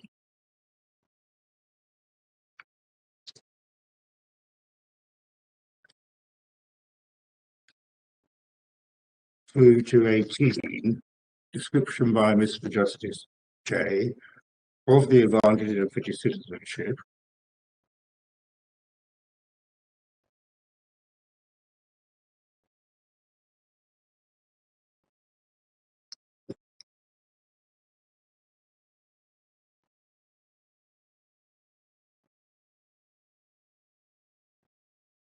which start with a reference to Baroness Hale's dicta in ZH. Go on to refer in paragraph 13 to the Secretary of State's own guidance documents. The Lordship will see, ladies will see the quote from the Secretary of State's own guidance document. Becoming a British citizen is an important life event. Apart from allowing a child to apply for a British passport, British citizenship gives them the opportunity to participate more fully in the life of their community as they grow up. And I underline words, as they grow up. Not sometime after the point in time that the statute envisages the application will be made. And then he goes on to make the point which is relevant to the application of the application of unison refers to Banku. One of the obvious advantages of British citizenship is that it confers the right of abode. And the right of abode itself has been referred to by Lord Mance in the quotation in paragraph 14, the judgment. Lord Mance characterised the right of abode as fundamental in the informal sense in which the term is necessarily used in the United Kingdom context constitutional. Mr. Justice Jay went on to say here he was describing the rights which inhere in the acquisition of citizenship automatically or by registration, not the entitlement to apply by the latter route. In the same context, Lord Hoffman put the matter slightly differently, paragraph 45. What these citations show is that the right of abode is a creature of the law. The law gives it, and the law may take it away. In this context, I do not think it assists the argument to call it a constitutional right. The Constitution of Ireland denies the existence of such a right. I quite accept that the right of abode, even the right not to be expelled from one's own country or even one's home, is an important right. General or ambiguous words in legislation will not be readily construed as intended to remove such a right. See ex parte Sims. But no such question arises in this case. The language of Section 9 of the Constitution order could hardly be clearer. The importance of the right to the individual is also something which must be taken into account by the Crown, as in Parliament, point to which I should return, but there seems to me to be no way to say the right of in its nature so fundamental that the legislative powers of the Crown simply cannot touch it. So pausing there, the important part of the dicta of Lord Hoffman are about 5 lines into the quote. Quite accept that the right of abode, the right not to be expelled from one's country or even one's home, is an important right. General or ambiguous words in legislation will not readily be construed as intended to remove such a right. Party Sims. So, summarising it, the right of abode, i.e., a fundamental component of citizenship, may not be a fundamental constitutional right, but it's certainly important enough to attract the operation of the principle of legality when one comes to imply JCWI and Sims. I wonder about that, Mr. Drabble, because Lord Vance is quoted earlier up in paragraph 14 as distinguishing between the, as I read it, the right of abode once acquired and the entitlement to apply for it. Yeah. So he is treating the former as being in the bag and giving rise to application by Lord Hoffman of Sims. And I don't think Lord Hoffman's saying anything different. Well, this crystallizes when one comes to the application of JCWI. Yes. Which does apply the Lord Hoffman line of thinking, even though what's in play in JCWI is not the removal of asylum, if I put it like that. It's the ability to appeal in a case which might or might not establish your right to asylum, like the application we're contemplating here. And that does attract the clear language line of thought that's present in JCWI. We'll look at that in due course. We'll obviously have to look carefully at JCWI, and you'll be coming on to that. Yes. Can I make, it's not the be-all and end-all of my case. Neither Unison nor JCWI are. What is the critical part is to construe what is happening in the BNA 1981. Why is it that we have these series of entitlements to registration as a UK citizen? If we get that right, then the rest of the case follows. So Mr. Justice J went on in paragraph 15, which is at 162. British citizens, but not those with indefinite leave to remain, are eligible to apply for a British passport, access consular support overseas, albeit not, of course, when still young, and still children vote in a general election. And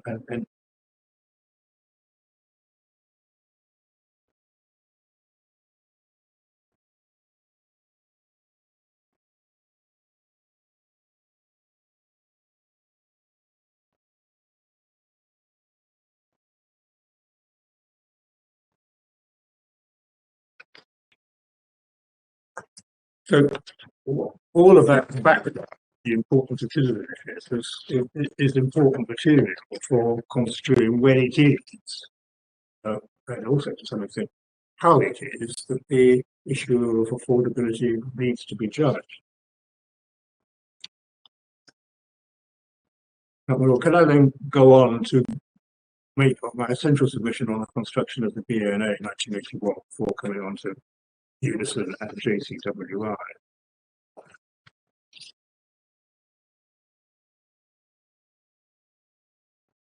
Major divide between the parties I've already submitted is the approach they say the court should take to the formula, particularly in section 1, subsection 4, but repeated elsewhere, that a person shall be entitled on an application made for his registration to be registered as such.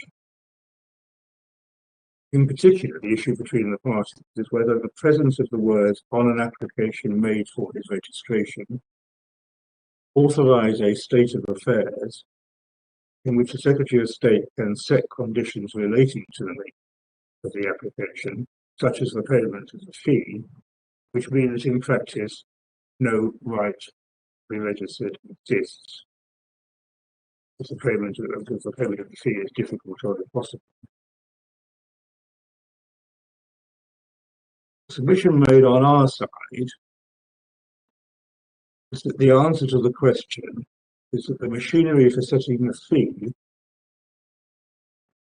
is ancillary to the creation of a right by the use of the words shall be entitled to be registered. This central language of 1.4 and the other provision.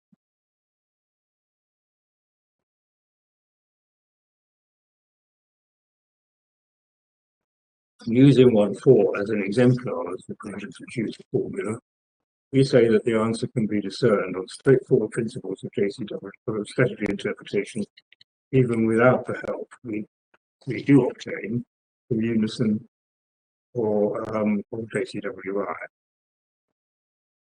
Basis for that submission can be summarised in 5 bullet points. We just set those 5 bullet points out. First is the natural meaning of the words and syntax used in the formula.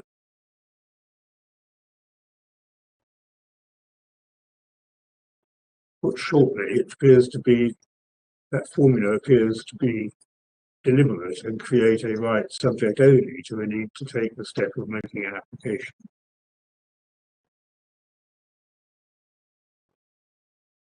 Second bullet point is the historical and constitutional context in which the formula or the words and syntax are used.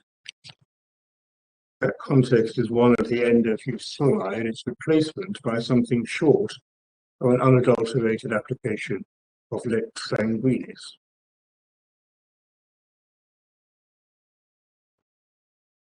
Third bullet point is that all of this is supported by the contemporary material illustrating the first and second points, the white paper, and the statements by ministers in debates and committee.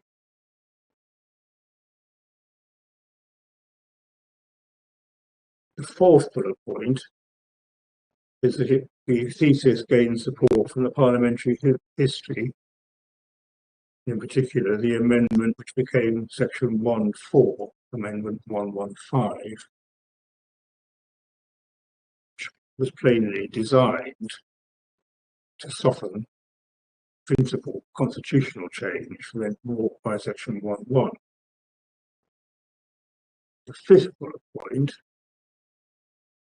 is that the submission is supported by the contemporary material showing that the same formula was used in section 36 in paragraph 3.1 of schedule 2 of the BNA in order to give effect to the United Kingdom's international obligation to reduce statelessness.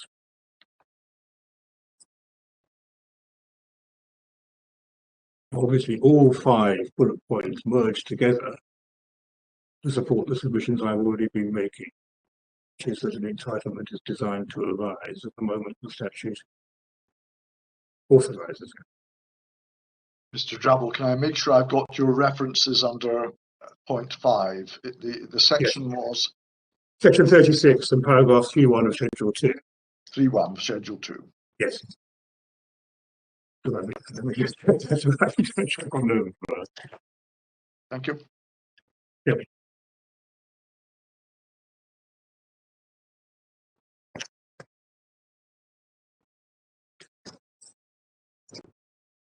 Yeah, that is right.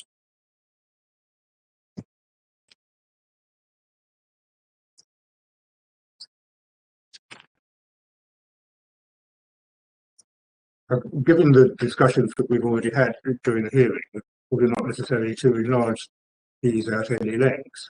All 5 into the Act. Point 1, the language used. It's obviously possible as a matter of pure grammar to discern in the use of the words on an application the bestowal of power to set conditions to the making of the application which defeat its availability in a large number of cases. But that result would, by itself, just looking at the language of 1.4, the other provisions, be at the least odd. That perspective is fortified by the other provisions.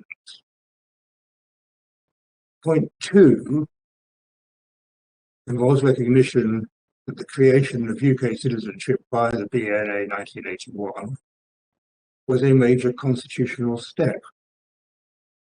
It was intended to be a permanent constitutional settlement, and the use of the language of entitlement in the formula is consistent with that. Obvious, we say, looking solely at the BNA, that the legislative policy was to end lex soli and to stop short of adoption of lex sanguinis. The language of entitlement used in the formula is consistent with the apparent purpose of creating a status for those with the requisite connection with the UK, and with the reference to the application being simply a ancillary piece of machinery to deal with the need to cater for those who did not automatically have the requisite status at birth.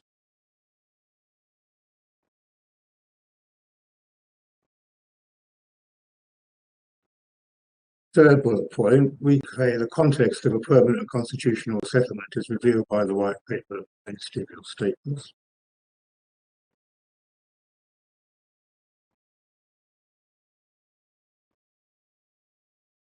Fourth bullet point, we say it's crystal clear that Amendment 115, which became 1.4, was moved precisely to create a permanent status attached to those perceived to have the requisite connection with the UK in order to allay fears about the effects of the end of the SOLA. fifthly, section 36 and paragraph 3, schedule 2 is the subject matter of the submissions made on behalf of Amnesty, which we rely on for our purposes of illuminating the role of the formula. So for these reasons, and before coming to Unison and JCWI, we say the characterization of a need for a fee as part of the statutory purpose and intent misses the point. This is a sharp point of departure from the analysis of the Court of Appeal in Williams. I can just take your lordships to the central paragraph which contains that analysis. Paragraph 45 of Williams, which the court will find at EF 1776.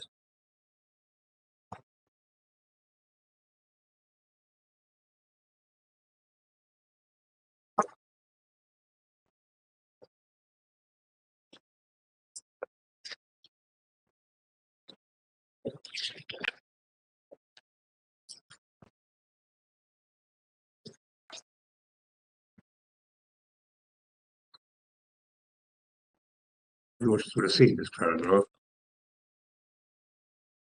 What is at root wrong with the argument, of Mr. Leffler's argument, in the present case is, in my view, this: there is no fundamental or constitutional right to citizenship registration for persons in the position of the claimant at all. The right is one which Parliament has chosen by statute to create and bestow in certain specified circumstances.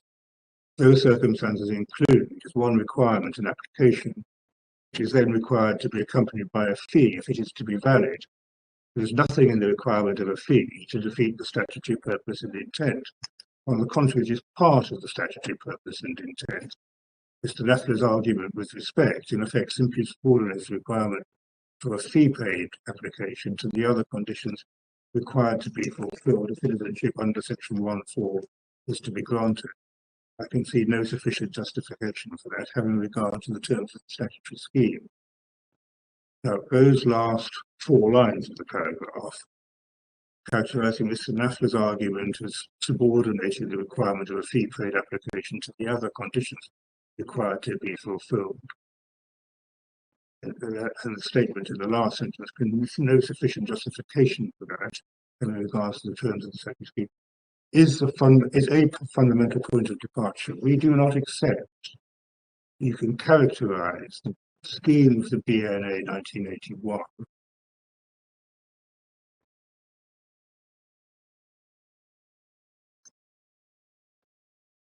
doing anything other than give effect to an entitlement arising in the various circumstances the statute itself spells out. It is to be noted that there was no submission on the lines of the ones I've been making this morning. The nature of the constitutional settlement established by the BNA, no submission on those lines made in Williams at all.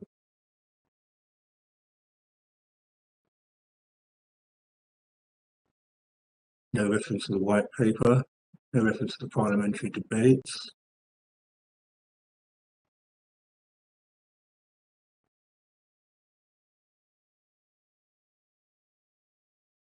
No analysis of the overall nature of the statutory scheme for lines that read how it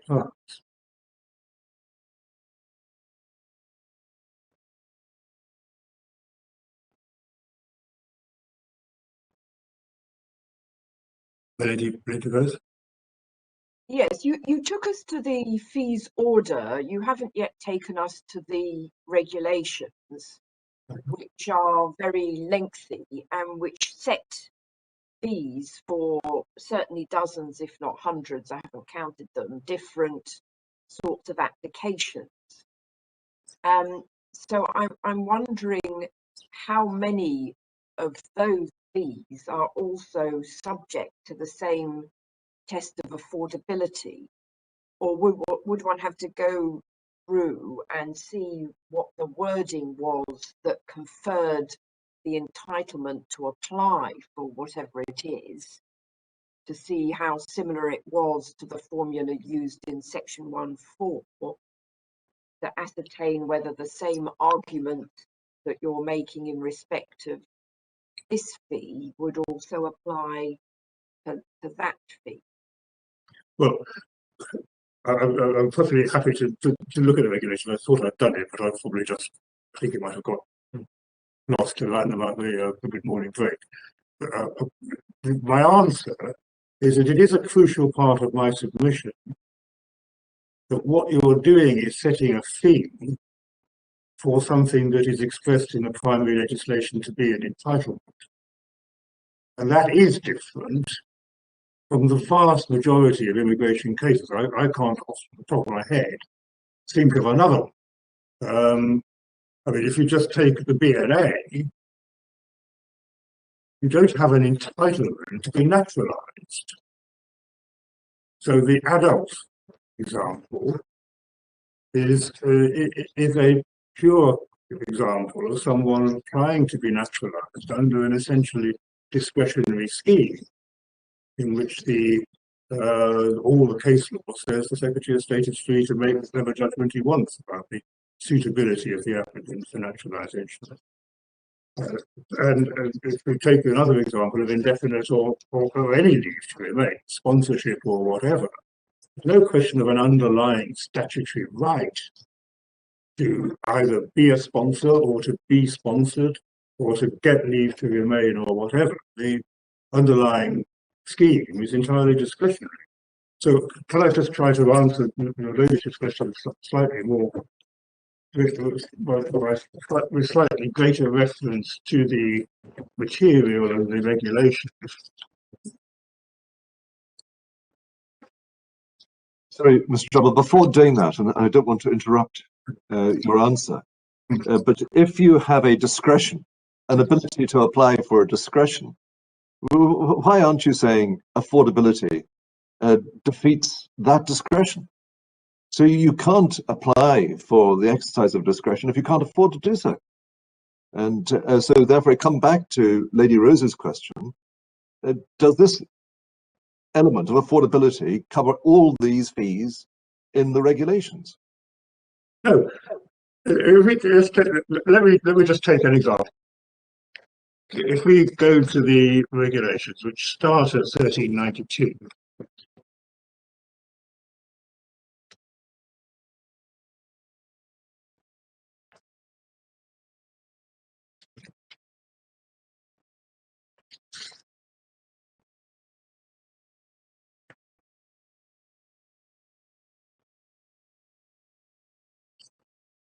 Regulation 2 of 1411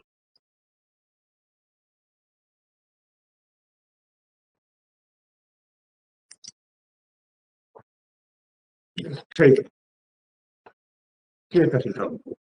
Regulation 2 states that Table 1 specifies the amount of fees for specified applications for entry clearance to enter or leave to enter the United Kingdom.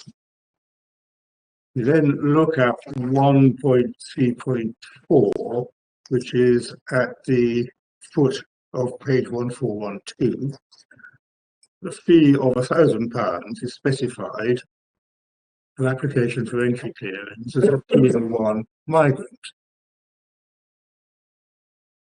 There's no entitlement to come in as a Tier 1 entrepreneur migrant, simply a creation of the immigration rule. The policy thinking, which is in the order, which the ladies will remember, at 1389, the policy background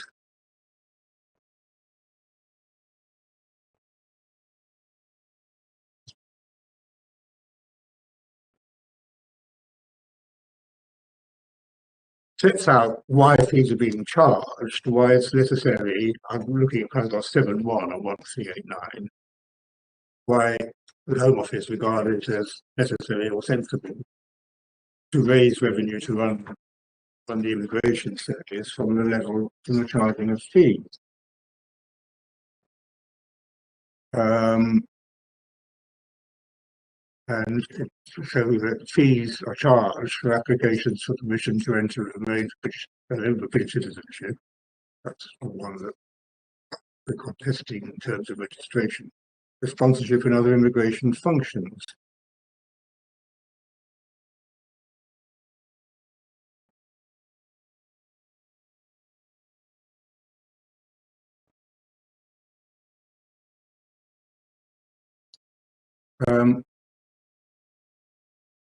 And then the further thought from that is in 7.2, which is that one charges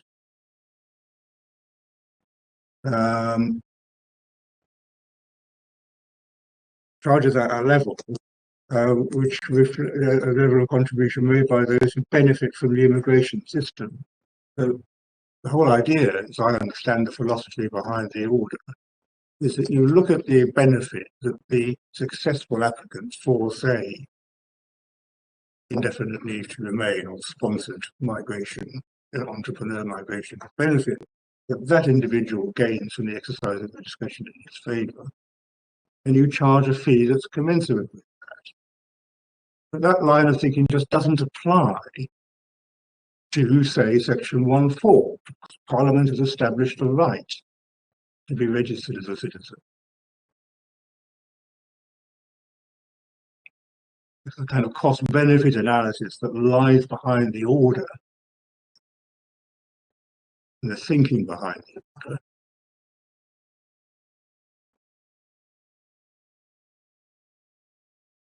It doesn't read across to a situation where the scheme of the BNA contemplates that children will have an entitlement as part of the constitutional settlement.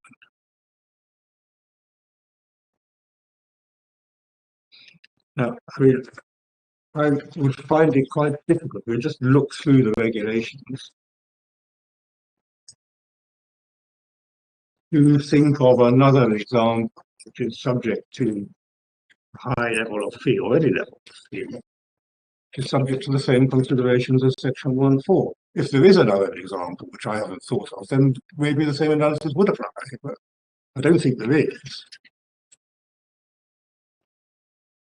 And let's be precise, with affordability alliances under unison, because of the approach that the court took in unison to the cutting down of statutory rights that arose, in that case, were said to arise under separate legislation. But that's necessarily not a necessary ingredient. But that's the ingredient that forces you to look at affordability. It's the cutting down of a right to be located that is located somewhere else. I hope that at least an attempt to answer the question.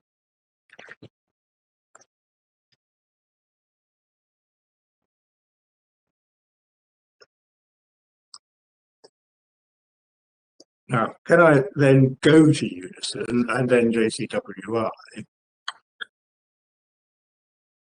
bearing in mind my submission that they're not absent, they're not crucial ingredients of the analysis of the scheme of the DNA.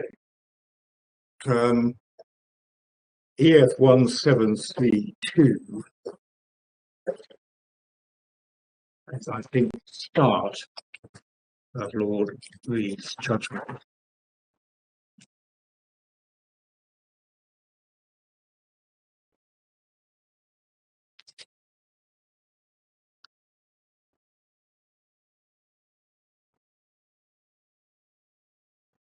Can I just pick up some points as we go through? Mr. Double, I'm afraid I misheard your page number. Sorry, 1732. Thank you. Yes, 1732.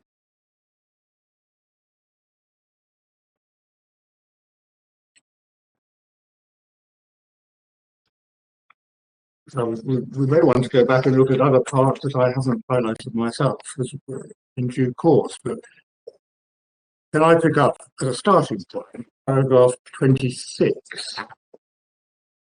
at EF 1738.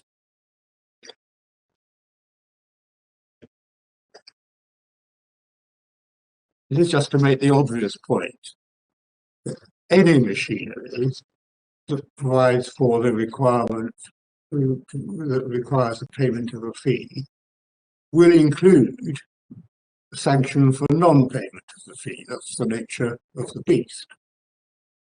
So that in 1738, paragraph 26, Lord Reid says that under the rules of procedure of the Employment Tribunal, claim must be rejected unless it's accompanied by an issue fee or a remission application, and must be dismissed if a hearing fee or other relevant fee has not been paid and no remission application has been presented. Similar rules apply in the Employment Appeal Tribunal. Appeal must be struck out if the appellant has not paid a fee or presented a remission application. Now, that's completely unsurprising that you police the requirement for a fee by having a sanction if the fee is not paid. The direct equivalent under our scheme at the time the BNA is enacted is the requirement in section 42 of the BNA that a certificate of registration will not be issued unless the fee has been paid.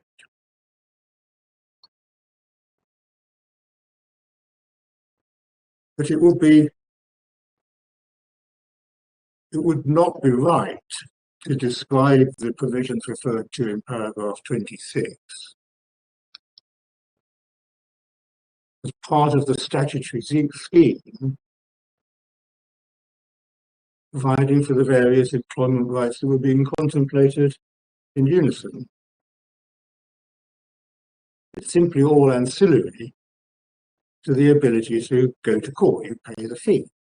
You won't get to court or the tribunal unless the fee has been paid. And so, kind of without going back, as it were, literally to paragraph 45, I think it is, of Lord Justice Davis's argument in judgment in Williams. The strikeout provisions in paragraph 26 are no more part of the statutory scheme in terms of establishing the nature of the rights than I say are the provisions in in section 42 providing for the payment of the fee on penalty of certificate not being issued unless you applied for it. It's perfectly possible to have the policing machinery obviously ancillary to the basic rights that you're creating.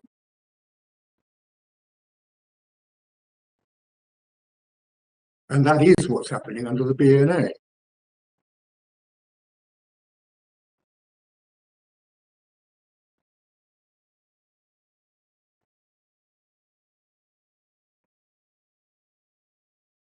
We go on through the judgment.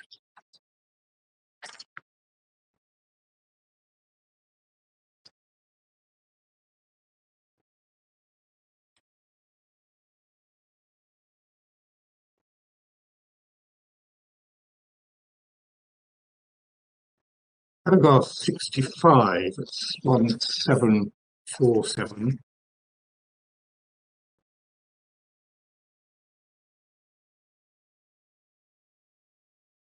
Puts forward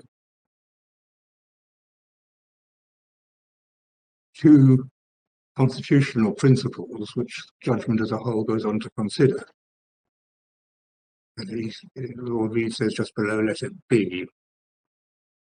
In that regard, there are two principles which are of particular importance in this case. One is the constitutional right of access to justice, that is to say, access to the courts and tribunals, ex parte salium. The other is the rule that specific statutory rights are not to be cut down by subordinate legislation under the vires of a different act, JCWI. In the context of the present case, there is a considerable degree of overlap between these two principles. For the sake of clarity, however, each of these principles will be considered in turn. Now, we have accepted so far in this case that the first principle is not directly in play. There isn't a constitutional right to be registered as a citizen. obviously closely related to the question Lord Hodge asked of me about Lord Hoffman's dicta in Bankham. But what there is a specific statutory right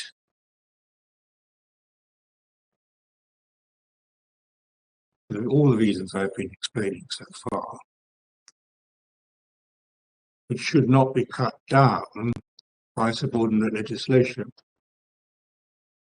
This is going to have a slight gloss on that because the quote is from JCWI, which is referring to the vires of a different act, that as the judgment of Lord Justice Singh in the present case makes plain, there's no need to get complicated.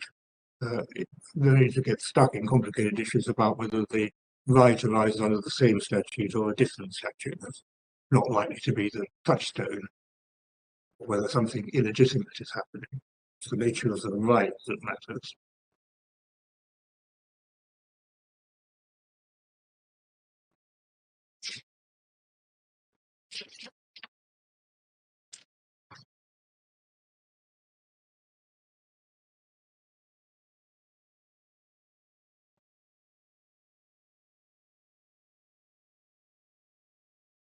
And then Lord Reed goes on in a passage that runs from paragraph 90 through to 98, starting at page 1754.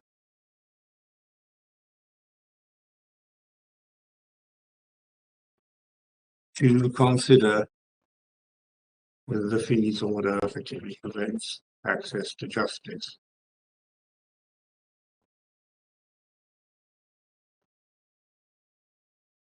And I think it's this passage which has led to some of the points being put to me, that there's a difference between unison on the one hand and the present case on the other, and the nature of the quality of the evidence. But my submission, that's not right. If your lordship, my ladies, pick up in paragraph 91,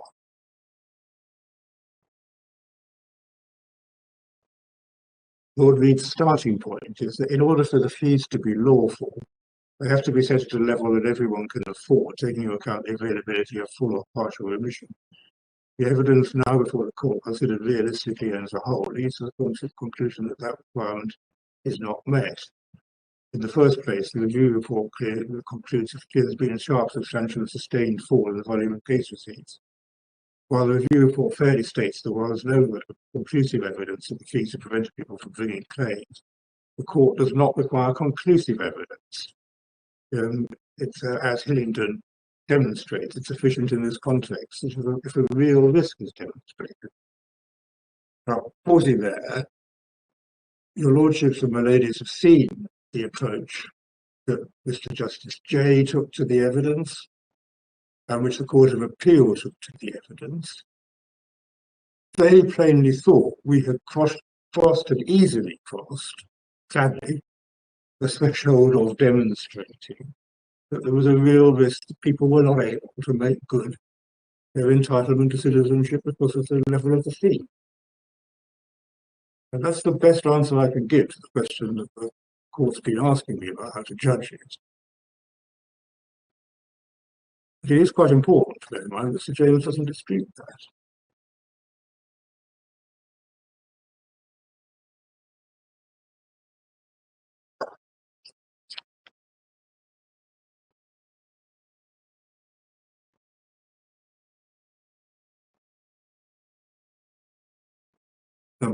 Lord, I'm aware of the time, but there's some passages that I want to go to, but this may be as convenient for them as we're going to get. Thank you, Mr. Drabble. I think this is a convenient time to take the short adjournment. We will resume at 2 o'clock. Court will now adjourn.